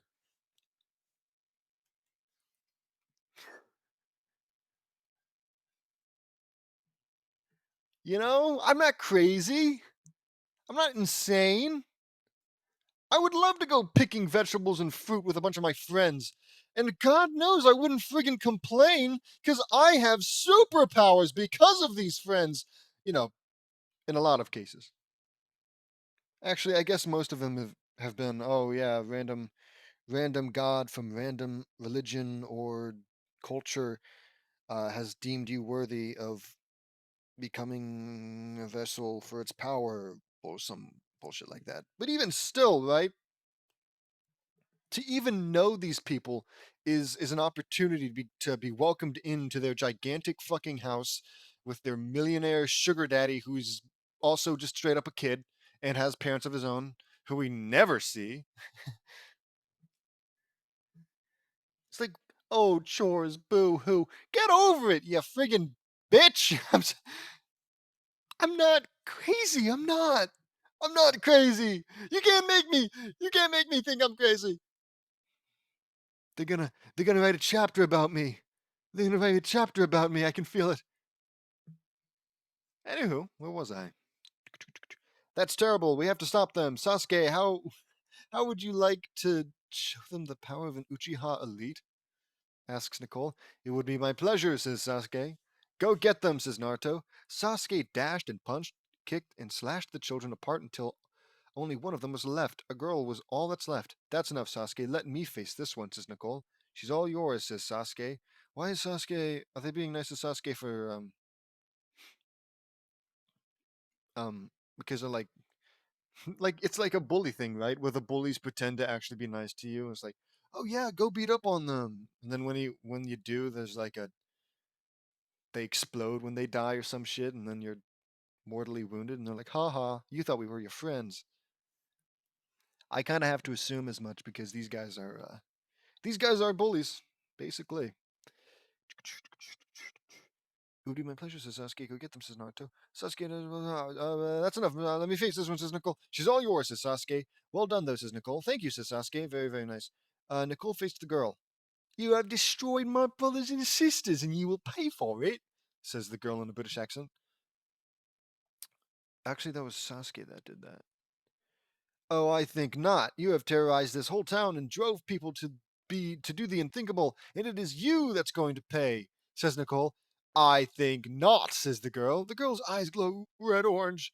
I don't think so, says Nicole. Nicole's eyes glowed crimson red, and they caused the girl to violently convulse, and her head exploded all over the place. Nothing like killing children to, distract from the boring chore of picking vegetables and fruit. Mind you, this just feels like it's distraction, right? You're not how in what way has this helped you pick the fruit and vegetables, right? I mean, you're not like making the task more exciting. You're procrastinating by doing something more exciting than the task. It's not like you made it so that oh every time we pick a vegetable we get points. You know, something like that. You just it's just this is procrastination. Whatever. Whatever. That did it, says Naruto. Nicole, that was incredible, says Fu. Thanks, guys, says Nicole. Very impressive, says Sasuke. Your psychic powers destroyed hers, says Lincoln. Scratch my goddamn nose. Yeah, we saved this town from the terror of the children of evil, says Nicole. They finished the gardening and moved on to the next mission. Yeah, no, that's just they just procrastinated for a little bit. Next is painting fences along the village, says Nicole. They started painting fences, and they were painting the fences white, and the area changed into the fictitious small town of San Angelo, California, and they saw huge black crystals growing at an alarming rate, and the whole town was in fear. Oh, wow, I know this movie. We're in the Monolith Monsters from 1957, says Nicole. I remember this one, says Lincoln. Yeah, right, Lincoln. Shut up. You would never have watched this. Yep, that's scary. Those black crystals are amazing. How are they growing so fast, says Naruto? They were made when a meteor crashed into that valley and they absorb water and they spread very slowly. They also drive. I wonder if that's what that was referencing. Sorry. Very niche reference, but there's this game. Good God, where did I get it? It's called Voices of the Void. I think it was on itch.io. It's free. It's like a pay for how much you think it's worth type game. So if you wanted it, you could get it for free. It's a good game though. I would recommend um, throwing a couple bucks at it. But basically, you just work at this like satellite array where you scan space for space signals and anomalous stuff happens. It's kind of horror. It's it is horror. It's horror sandbox job simulator type stuff. Not like the VR game jobs. It's like basically your job. You're just doing a job. Right? You have to learn how to work a lot of stuff. It's a nice game. I liked it. But one of the things that you can do is dig up stuff with um a shovel and a metal detector. So at one point I was just going around the map using my metal detector to dig stuff up, and at one point I just dig up this what looked like a slab. Um, uh, word to the wise: if you see it, destroy it. Get like a crowbar or something and destroy it, because uh, as I kept digging it up, I realized it wasn't a slab; it was a whole pillar. You know, a blackish kind of pillar. Looks not like this, but still, it was a black pillar that slowly grew out of the ground. Um, and well, I didn't know it was growing. I thought I was just digging it up more because I was going to town on the ground around it with my shovel.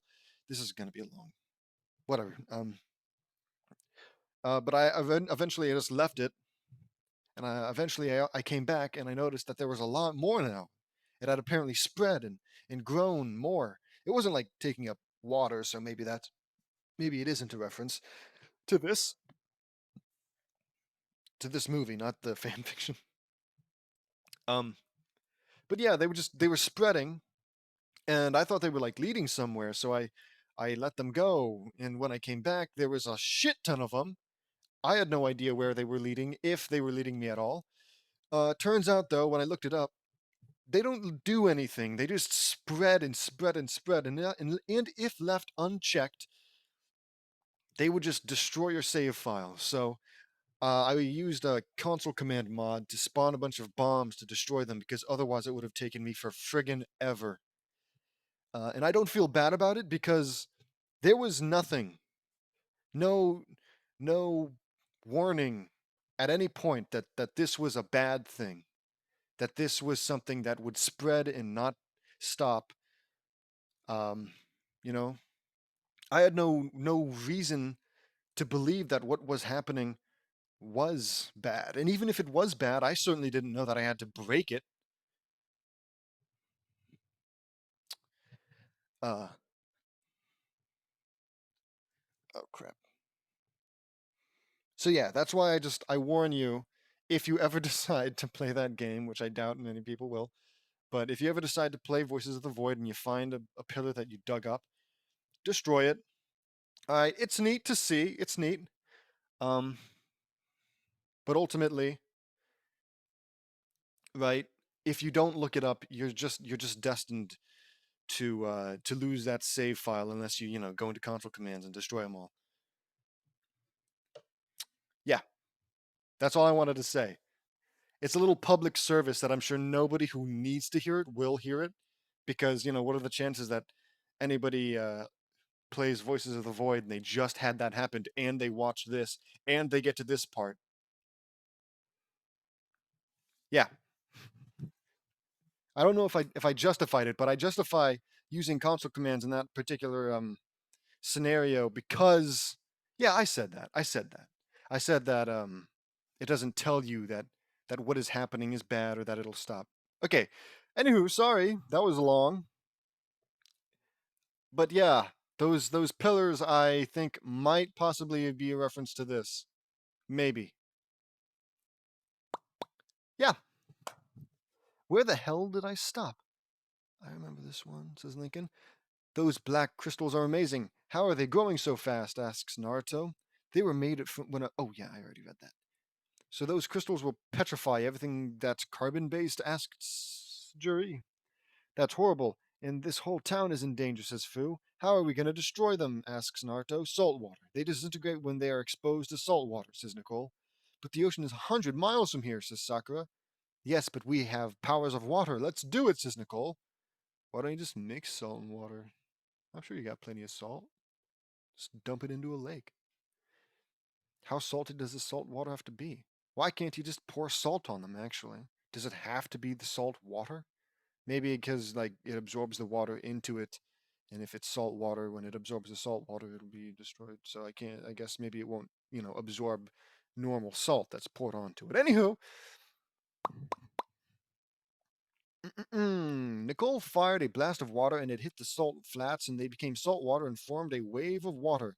Naruto, Sakura, and Juri did the same, and the huge tsunami hit the monolith monsters and they disintegrated in seconds. That takes care of that, says Nicole.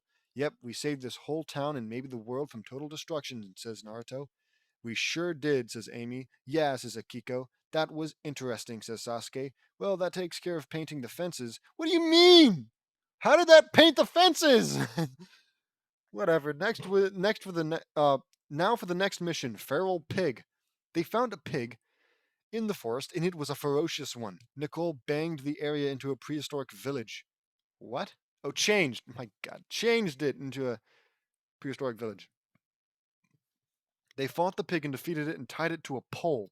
They suddenly heard drums playing, saw a few women with beautiful blonde hair about to be sacrificed. So they already did the pig thing?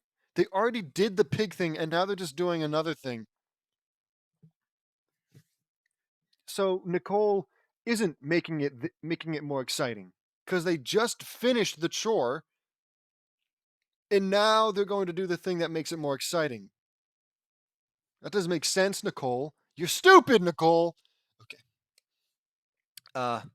I know this movie. We're in the movie. What do you mean I know this movie? Nicole, you're the one who made it, you stupid Nimrod. Oh, God dang it. We're in the movie When Dinosaurs Ruled the Earth from 1970. It's a prehistoric man movie, says Nicole. I love this movie. This was a strange one, too. It's about where man lived in fear and the color of a woman's hair decided who should be sacrificed to the sun, says Lincoln. That is scary, says Jury. Yeah, but man didn't live with dinosaurs back then, says Naruto. What year does this movie take place? Asks Sakura. It said over 200,000 years ago, says Nicole. This is really strange and scary, says Naruto. How can people live like this? Asks Fu. During these times, it was every man or woman for themselves. Prehistoric creatures and early man were in a constant battle for supremacy, says Nicole. Somebody didn't see the Flintstones. We have to save those girls, says Naruto. Yeah, let's go, says Nicole. They rushed to the village and blasted the cave people and freed the women. Yeah, oh yeah, blast them. It's like, don't get me wrong. It's crazy that they were gonna sacrifice those women, but at the same time, it's early man here that we're talking about. I mean, even when we were, a million times more intelligent and sophisticated during the Salem witch trials, we were still plenty conspiratorial, paranoid, and irrational. And while it's a little less forgivable then, when you're like in a very, very hostile environment, maybe it's not so crazy. And it's ignorance, okay? It's ignorance. And I'm not gonna kill. I wouldn't say kill anybody for being ignorant. Granted, they don't say kill; they say blasted. But even still, just swoop in and stop it. These people are clearly scared of these gigantic monsters, and they're doing the only thing that they can to protect them and their families and their future generations. I just don't think such force is warranted, especially since I doubt any of them pose a threat to you. Thank you all, says Sana, who can apparently friggin' speak. You're welcome, let's get them, says Nicole. If they were speaking anything, it'd be African, isn't it? Wouldn't they? Isn't that where all humans originated? Africa? Which is why I can say the N word, because I'm technically black. If you go far enough, we can all say the N word together. Don't say the N word. Only say it when you're alone and protected. Anyways, don't say the N word or a friggin' dinosaur will eat you. Can you tell I'm a little annoyed with these chapters? I could talk for hours about Voices of the Void, and I'd never get tired. But this, This this is a chore. This is a D rank mission. Reading this. Okay. Where the heck was I? Thank you all, says Sana. You're welcome. Let's get them, says Nicole. Sana pulled out a dagger, and Team Cosmic Dragon unsheathed their swords. Wait, she was tied to a pole with a dagger? Why'd they give her the dagger or leave her with a dagger? You know? Whatever. Unsheathed their swords and formed swords of the elements and went after the villagers and killed them.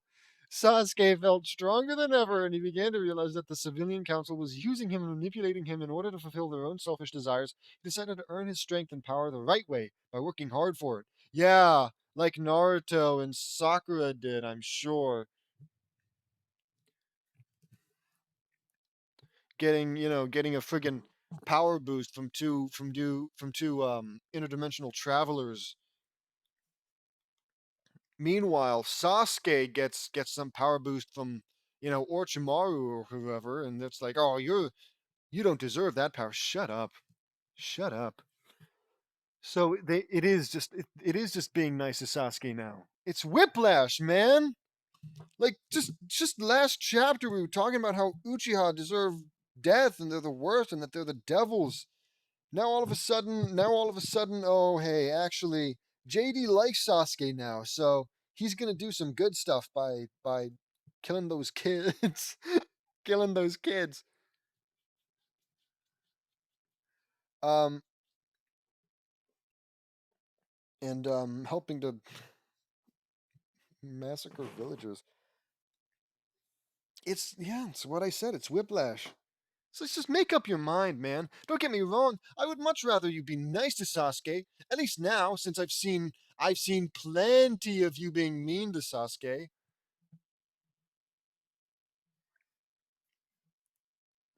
It's like, but it's so weird. Oops. What happens if like next chapter he decides, oh wait, no, I hate Sasuke. Now Sasuke's bad again? Whatever. Also, Team Cosmic Dragon is fucking crazy.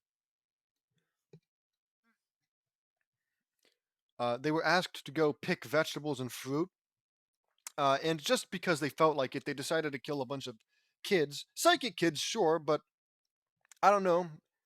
Killing a kid still feels like it would maybe weigh a little heavy on the heart. Like, for crying out loud, didn't Lainey cry when she killed that one kid that was straight up possessed by the devil, or at least had power given to him by the devil?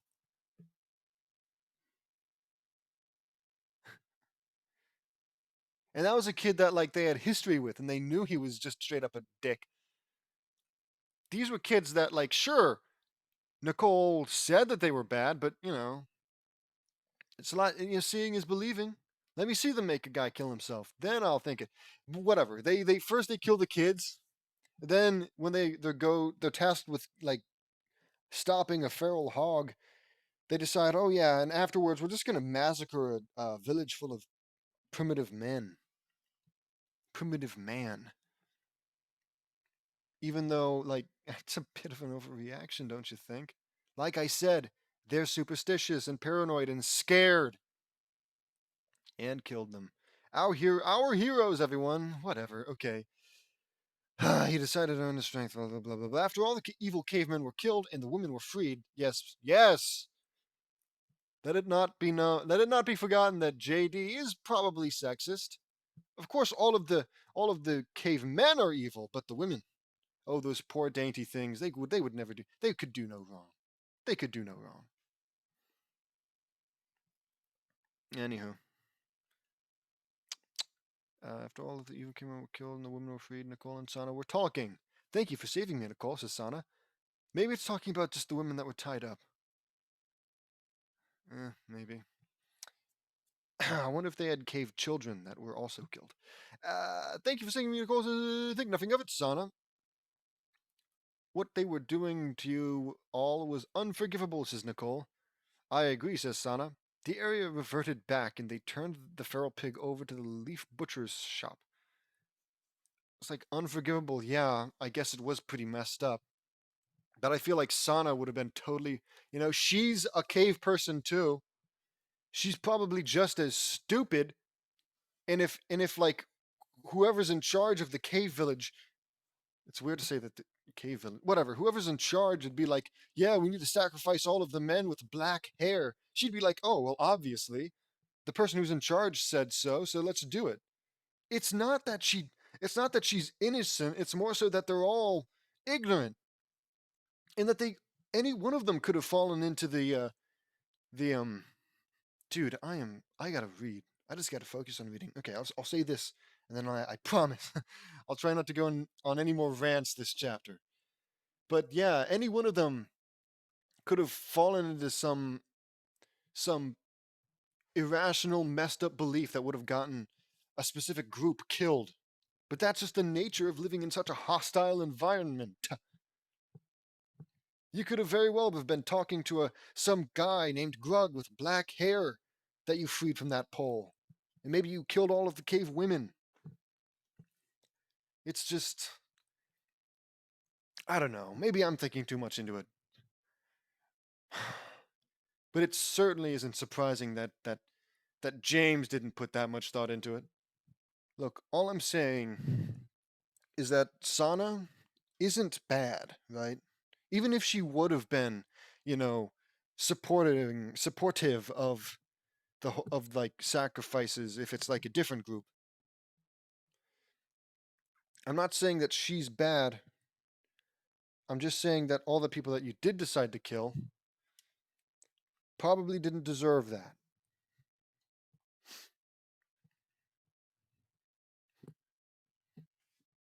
Okay. And hey, for all you know, it was working. All right, all right. So, I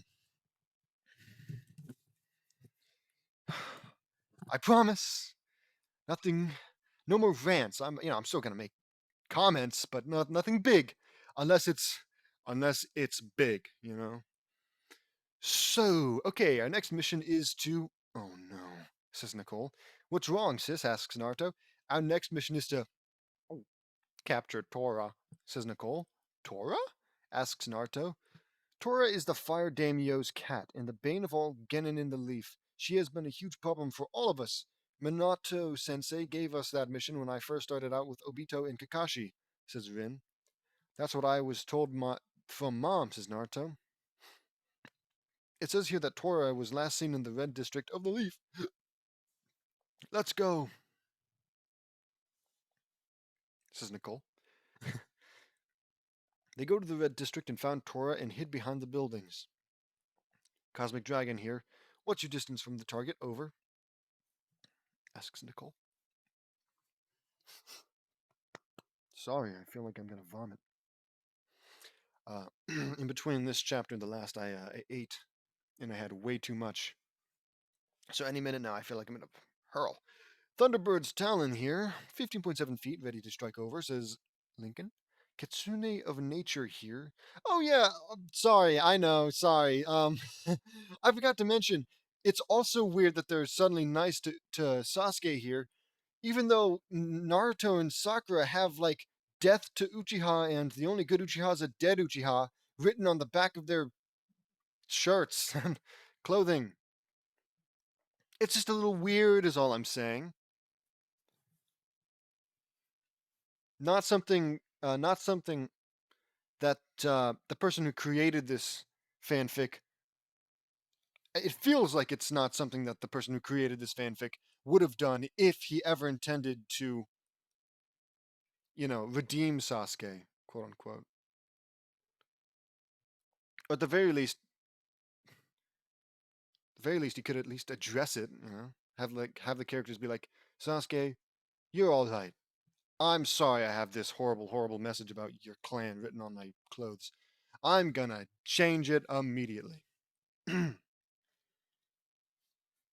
But no, that would involve the characters admitting fault. Can't have that. So, 15.7 feet. Kitsune of Nature here. Target identified as Tora and awaiting your orders. Over, says Naruto. Oceanic Cherry Blossom here. James really does love giving little nicknames to all of his characters and all the teams. They're never good, but it's a quirk, I guess. Ready, over. Inferno Butterfly here. Ready and waiting, over, says Fu. Ocean Dragon Princess here. Ready, over, says Jerry. Sadistic Serpent here. Ready, over, says Amy. Nebula Angel here. Ready to strike, over, says Akiko.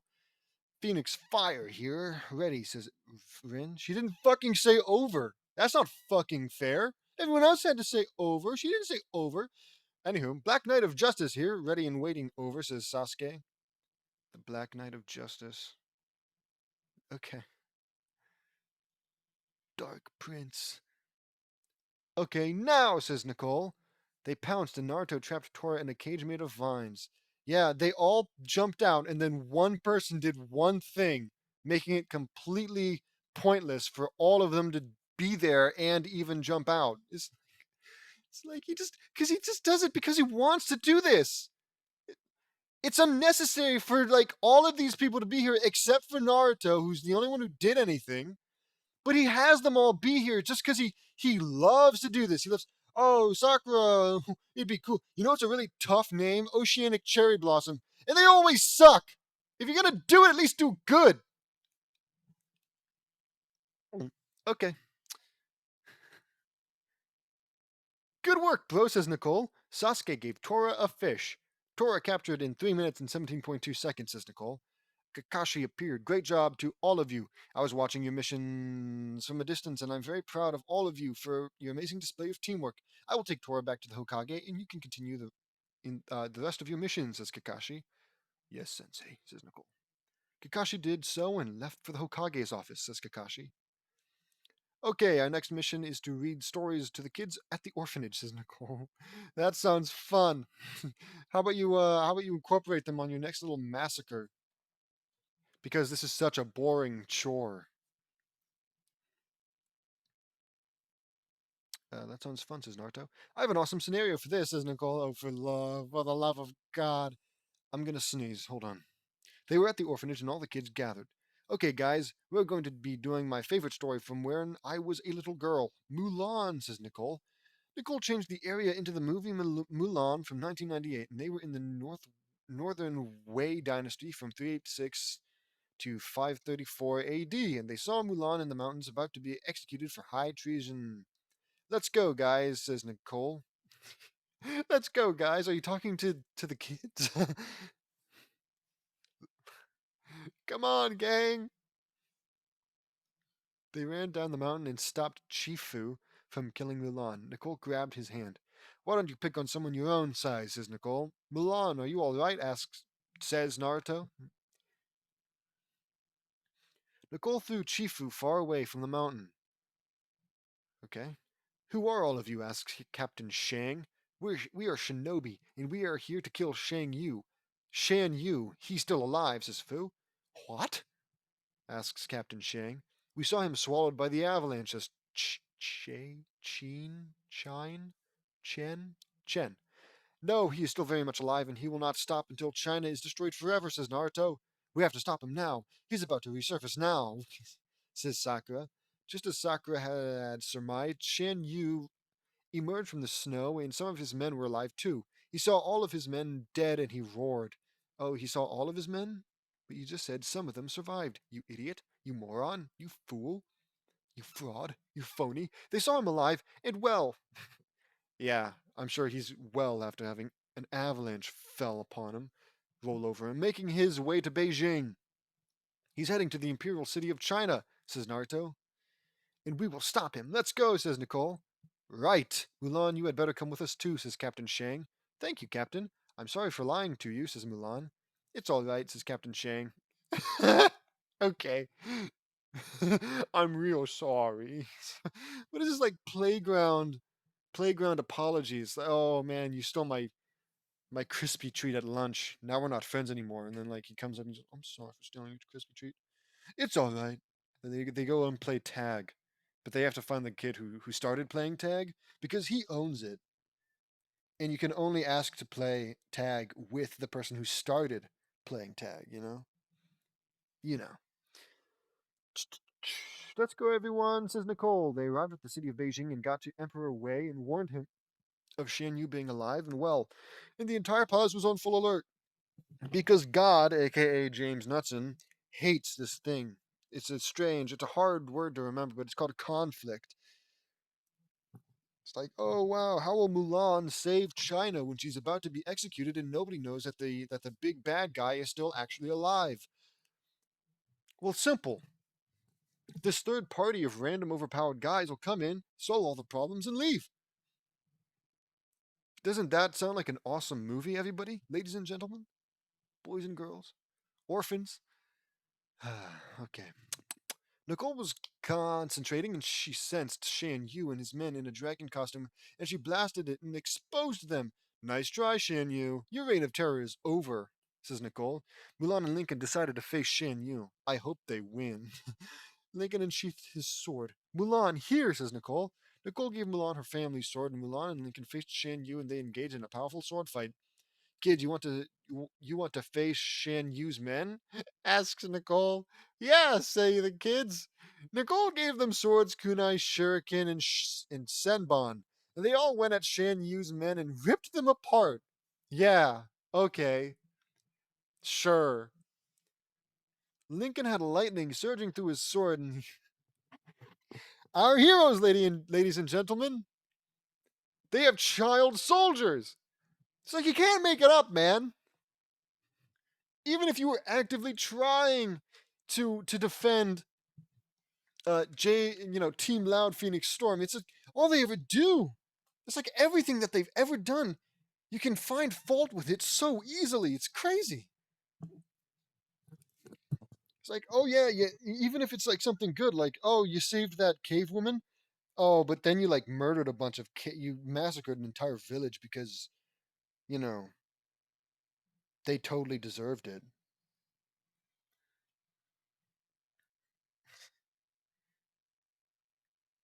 Whatever, man. Had lightning surging through his sword, and when he and Mulan clashed with Shan Yu, sparks were flying and setting the whole city on fire. Okay, the city was engulfed in a raging conflagration. Excuse me.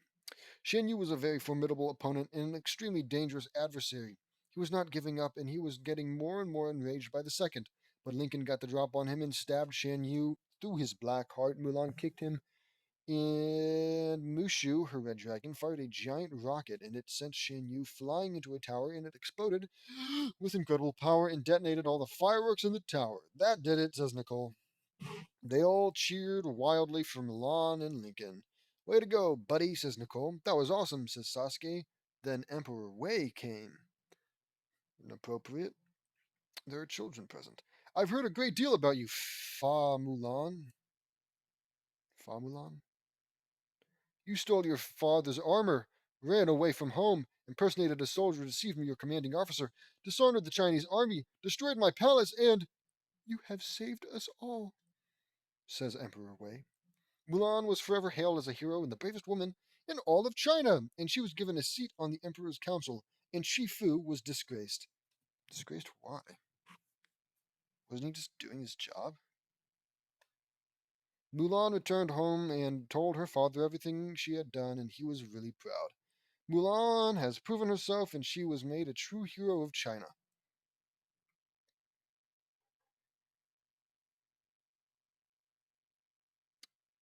Sick. The area reverted back and the kids cheered wildly. I like Mulan. I can never remember why she has Mushu though. And I can't ever remember if like other people can see Mushu. And if they can, no, I don't think they can. I don't think they can. Or at the very least, maybe Mushu hides from them. But crap, crap. Hold on. What was I saying? Right. If they did ever see Mushu, it's like maybe we'll give Mulan a pass, even if she is a girl.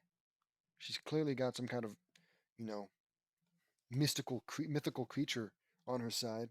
That's gotta, I don't know, be a sign of something. Okay, what the heck was I? Cheered wildly. I'm very proud of all of you. You children all have amazing potential to be great ninjas and do many great things, says Nicole. The mission was complete and they left the orphanage. Great job, guys, says Nicole. Thanks, Nicole, says Lincoln. That was so awesome, says Naruto. I know. Our last mission for the day is to pick up trash by a nearby stream. I have just the scenario for that, says Nicole.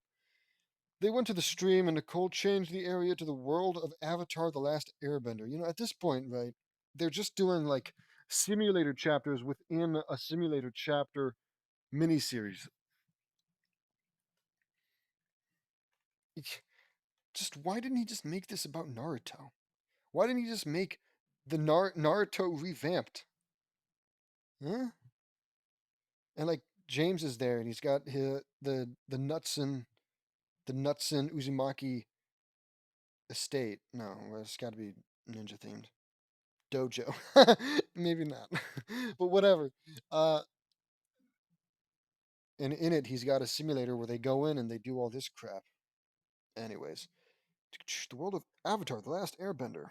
Okay. They then saw a fiery comet blazing across the sky. Oh man, that's Sozin's comet, says Nicole. This is bad, really bad, says Naruto. What's Sozin's comet? Why would Naruto know? Why the heck would Naruto know? Why would Lincoln not know and Naruto would know? Whatever. It's a special comet named after Fire Lord Sozin, the true instigator behind the 100 Years' War with the Fire Nation and the other three nations. It only comes around once every 100 years and it enhances firebending 100-fold. Fire Lord Ozai is planning to use Sozin's comet to completely burn the world so that fire will reign supreme, and he made his mentally unstable daughter, Azula, his successor as Fire Lord. I'm okay. That's crazy, explains Nicole. That's crazy, says Sasuke. This is a decisive factor during this war, and Avatar Aang is gonna face Fire Lord Ozai and try to kill him. Zuko is gonna face Azula, says Naruto. Still don't know why he knows this. We have to help Zuko and stop Azula from becoming Fire Lord, says Sakura. Yeah, if she becomes Fire Lord, she will be merciless and ruthless tyrant. A merciless and ruthless, says Fu. I know. Let's split up and take on both of them. Naruto, you will take Fu, Juri, Akiko, and Amy to where Aang is, fighting Ozai. Sasuke, Sakura, Rin, and Lincoln, you three will come with me and we'll go and help Zuko take down Azula. Let's go, says Nicole. They were off, and the battle to stop the Fire Nation is on. Battle 1, Nicole, Sasuke, Sakura, Rin, and Lincoln versus Azula. They don't even include Zuko. Of course they don't. They arrived at the castle of the Fire Nation and saw Azula facing Zuko in a fire duel or Agni Kai, and Azula was about to have the upper hand when Nicole swooped in and punched Azula in the face and sent her crashing into the wall. Azula, we won't let you become Fire Lord. Your reign of terror on this world ends now, says Nicole. Azula got up. You wretched brats, you all ruined everything, says Azula. And we show no remorse in doing so. Time for you to die, says Nicole, chanting an incantation. Hisporana, Hisorpana, Bixor, Bixor, Bixorta, Bixorta, Mortis. Nicole fired a beam of purple lightning at Azula, and it hit her and removed her firebending, of course. And it split into 3 orbs. One went into Lincoln, oh my god. The others went to Rin and Sasuke, that's crazy. Azula was down and she tried to firebend, but nothing happened. What have you done to me? Asks Azula. I used my magic to strip you of your firebending. You are now completely powerless, says Nicole. Katara then chained Azula to a water grate. Azula then released the full extent of her insane delusions in a fit of extreme rage, anguish, and hate. She's like Sasuke. You've lost, Azula. Your father is about to pay the ultimate price for his crimes against this world, says Nicole. Never again, Azula, says Lincoln. You're a loser and you always will be, says Sasuke. Just like your wretched father, says Rin. Dude, it really is just another Sasuke. People like you only deserve to be in the netherworld. After your father dies, you're next. That's crazy. Rogues like you deserved to be damned, says Nicole. Nicole had condemned to an eternity. Nicole had condemned to an eternity of pain and suffering in the darkest pits of the netherworld. Fun. That was really exciting. Battle 2! Naruto, Fu, Juri, Akiko, and Amy were flying over the Earth country, and they saw the ferocious battle between Aang and Ozai. Aang was in his avatar state, and he was winning. Naruto swooped in and punched Ozai in the face, and Aang pinned him to a rock pillar. Fire Lord Ozai, several voices. I can't do that, dude. I can't do that. I just got the one. Fire Lord Ozai, you and your forefathers have devastated the balance of this world, and now you shall pay the ultimate price, say Aang and several voices. Aang formed a spear made of earth, air, fire, and water and aimed it right at Ozai's black heart, and at the last possible second, Aang stopped his attack and landed on the pillar. No, I'm not going to let it end like this, says Aang, already displaying infinitely better morals than all of Team Loud Phoenix Storm. Or Cosmic Dragon, I think is what these guys are called. Even with all the power in the world, you are still weak, says Ozai. You are even weaker, Ozai, says Fu, cupping her hands to her side. Kamehameha. Fu fired a Kamehameha wave right at Sozan's comet, and it hit it and exploded with incredible power. Kraboom! When the smoke cleared, Sozan's comet was completely obliterated. It was gone. Nice shot, Fu, says Naruto. Thanks, Naruto, says Fu. You wretched fools, do you have any idea what you have just done, says Ozai. We've beaten you, Ozai. Your reign of terror is over, says Akiko. And I will make sure that you will never hurt anyone. Fuck! You will never hurt any more people again, says Aang. Aang placed his fingers on Ozai's forehead and chest, and suddenly a beam of sky blue light erupted from his eyes and mouth and shot him into the sky. Oh, and shot high into the sky. Ozai had a red-orange beam of light go high into the sky. Aang and Ozai became completely engulfed in powerful energy. Ozai started to overtake him, and at the last possible second before he was completely overtaken, Aang overpowered Ozai, and a blast of energy went into the sky, and when it faded, Aang was standing victorious. Cool. Whoa, says Naruto. Ozai tried to firebend, but nothing happened, and he fell back, weak and exhausted. What did you do to me? Asks Ozai. I took away your firebending. You can't use it to hurt or threaten anyone else ever again, says Aang. Whoa, Aang stripped him of his firebending and rendered him completely powerless, says Naruto. Yeah, his reign of terror is finally over, says Fu. After 100 years of fighting, the oppression of the Fire Nation will finally be over, says Amy. Yes, says Aang. Sokka, Suki, and Toph arrived. So did you finish the job? Asks Suki. I'm still alive, says Ozai. What? Ozai used spiritual energy and stripped Ozai of his firebending, says Naruto. Whoa! Wow, who taught you that, Aang? Asks Toph. Also, who the fuck are you people? A giant lion turtle, says Aang. You have the craziest adventures when you disappear, says Toph. Ozai has now been forever disgraced, and Sozan's comet has been completely destroyed, says Fu. We saw the explosion, and it was intense, says Sokka. A beep was A beep was heard, and Nicole appeared on a hologram on Naruto's device on his arm, which he apparently has, because why not? Is Ozai taken care of? Asks Nicole. Aang used spiritual energy to strip Ozai of his firebending. He has been forever disgraced and rendered completely powerless, says Naruto. That's amazing! Azula has been disposed, and I used my magic to I used my magic and stripped her of her bending and gave it to Sasuke, Rin, and Lincoln. Awesome, says Nicole. That takes care of her, sis, says Naruto. It sure does, bro. Good work to all of you. Let's rendezvous back at the Fire Nation capital, says Nicole. Okay, sis, says Nicole. The device clicked off, and Naruto bit his finger. He's going to turn into a titan. Summoning jutsu, says Naruto. A puff of smoke appeared, and out came a huge dragon. Naruto got on. Need to ride back, guys? Asks Naruto. Sure, Naruto, says Sokka. Sokka and Aang and Suki hopped on, and Ozai was in the dragon's claws. They flew back to the Fire Nation capital and landed on it, and the dragon vanished. Well done, bro. Great job to all of you, says Nicole. After everyone was gathered and reunions were made, Zuko was coronated as Fire Lord, and the war was over at long last. A new era of peace had begun. We have to get back to the Leaf, Zuko, says Nicole. I understand, Nicole. Thank you for your help in ending the war, says Zuko. You're welcome. Azula will be taken to the Leaf and tried for everything she has done to you all. Oh my god, it's just the simulator chapters all over again. It's like, oh yeah, casually. Oh, these chores are so boring. You know what I'm gonna do to maybe liven it up a bit? I'm gonna, I don't know. She says she's got crap. What does she say?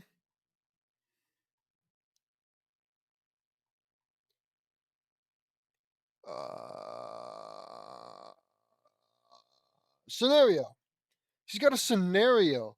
So either she's like creating actual life, entire universes just to live out her little fantasy and then bring them back into the real world just like this stupid simulator, or she's like opening dimensions and just bringing their baggage into the Naruto world. Yeah, yeah, fuck it. I'm sure the Leaf will be happy to house a criminal that, as of like moments ago, didn't exist to them and never did. In fact, why does she need to come back to the fucking Leaf? She's got no power. Just put her in a normal prison anywhere in the world. Why does she have to come back to the Leaf? What good does that do? Oh, okay. All right, whatever. Okay, fine.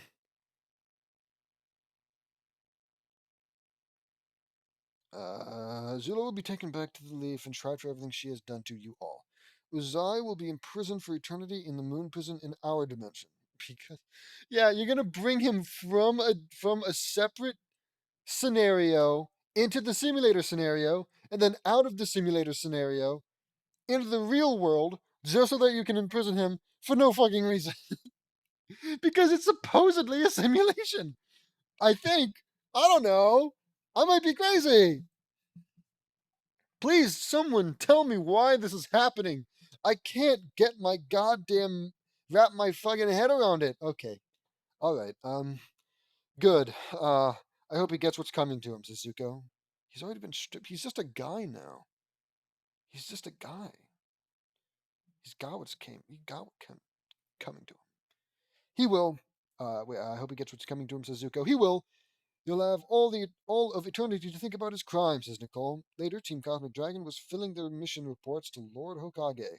I see. I can't believe that Azula and Ozai would plunge the entire world into chaos like that. It's good that you all ended the war in that world. Well done. This will be considered a triple S rank mission, and you set history today. You did a fantastic job, says Lord Third. Good job, you guys. I told you to clean up the stream or whatever, the river. I told you to clean the trash up, and unprompted, you created a threat, and then um um,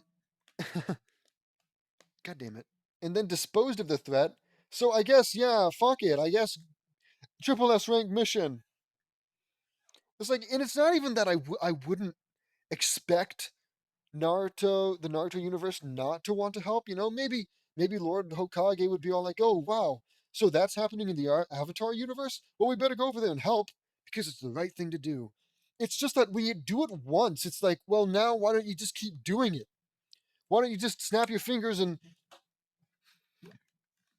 and create more worlds like Star Wars and Hogwarts and shit? You can clearly do it whenever the hell you want. At this point, it almost feels immoral for you not to do it. Oh yeah, instead of doing that, I'm gonna, focus on training in the Naruto world. How can you do that? How can you possibly do that? People are dying, supposedly.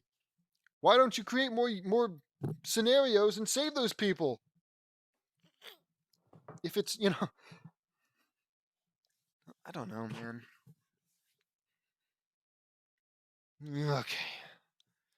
Leave it to the professional, Parker. Uh, our dimension. Triple S record, yeah, well, set history today. You all did a fantastic. Thank you, Lord Hokage, says Nicole. Over the course of 4 months, Nicole trained them in everything she knows, and they were getting stronger and stronger at an accelerated rate by the minute. Rate minute by minute. They were doing the Capture Tora mission yet again. What? Wait, who are they training? Who's Nicole Train?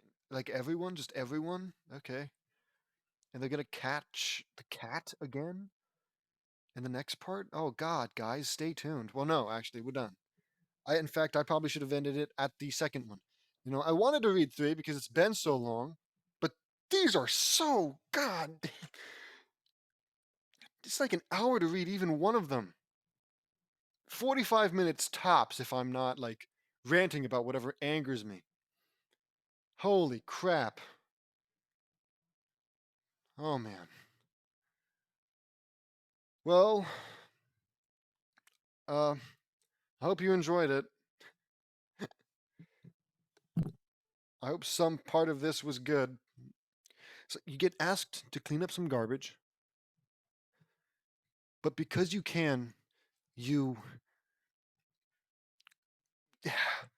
I don't know if she's I still don't know what exactly she's doing. She says, "I've got a scenario," and I don't know if that just means she knows of a place to go, right? Because I mean, unless she's actually creating these entire universes just to go and play in them for a little bit, I have to assume that she's just opening dimensions or opening, portals into dimensions temporarily. It's like, but no, wait, because it's like the last couple ones, it said she made it look like, she transformed the area into this and into that.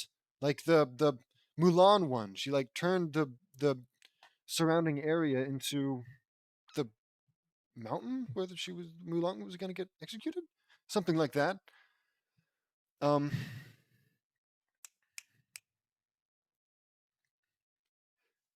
so I don't know. It's just would it kill him to explain exactly what is happening, like how it's happening too. Whatever. I'm gonna assume that she just goes to different universe, dimensions or whatever, like how the simulator does it. But no, the simulator does more than that because doesn't it sometimes create like universes, but there are differences. Like they can type in, oh yeah, in this universe, this Naruto universe, Sasuke's got a third arm, and in this one, he's only got one arm. I'm pretty sure that's what they can do with it. So maybe it's not exactly like the simulator. Whatever. I'm going to assume that she's just accessing different dimensions. So you get asked to clean up trash, but because you can, and because trash cleaning is so boring, you go against your orders and travel to a dimension where there's actively bad stuff happening, and you help them out. That's not a bad thing to do. That's not at all a bad thing to do. And I don't doubt that the Hokage would be all like, "Yeah, it's a good thing what you did." It's just that it's so incredibly not what you did. You know, it's like they're asking you to do D rank missions because they want you to do D rank missions, not go off and have little side adventures where you're doing stuff that's apparently triple S rank. Otherwise, they'd give you triple S rank missions. And another thing, uh, um, if you can travel to these places where there is trouble that needs to be fixed, shouldn't you be doing that all the time? Go dimension to dimension. I already brought this up, but it's like if the Hokage like realized this, what would his response be? It's just so hard to wrap my head around. It's like he acknowledges that it was a good thing. He doesn't say anything about how like, hey, good thing you did that, but next time just do the trash thing I asked you to do. No, he's happy that they did it. So why doesn't So now I have to assume that it's incredibly immoral whenever Nicole is not actively doing that now because she can. Everyone around her acknowledges that it's a good thing that to do. So if she's not, doing it, she's kind of a piece of shit.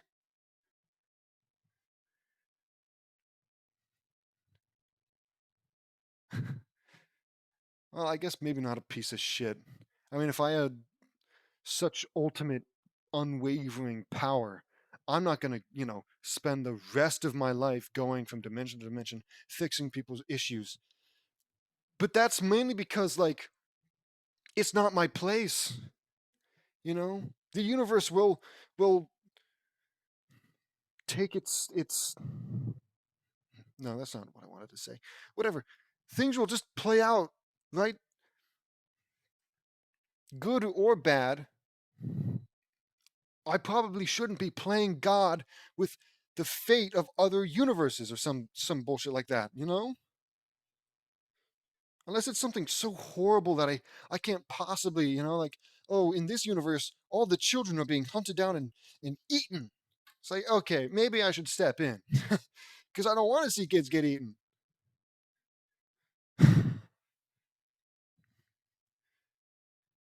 So I wouldn't do it.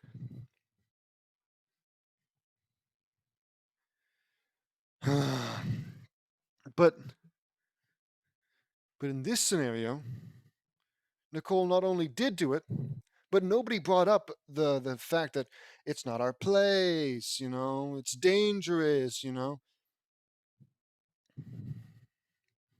So everybody's happy that you did it, but nobody's going to call her out for not continuing to do it. I mean, she's going to probably do it again. I can totally see that happening. But I mean, like, oh, you're what, reading a book? You're really reading a book when you could go to the Walking Dead universe and help end the zombie apocalypse. People are being eaten over there.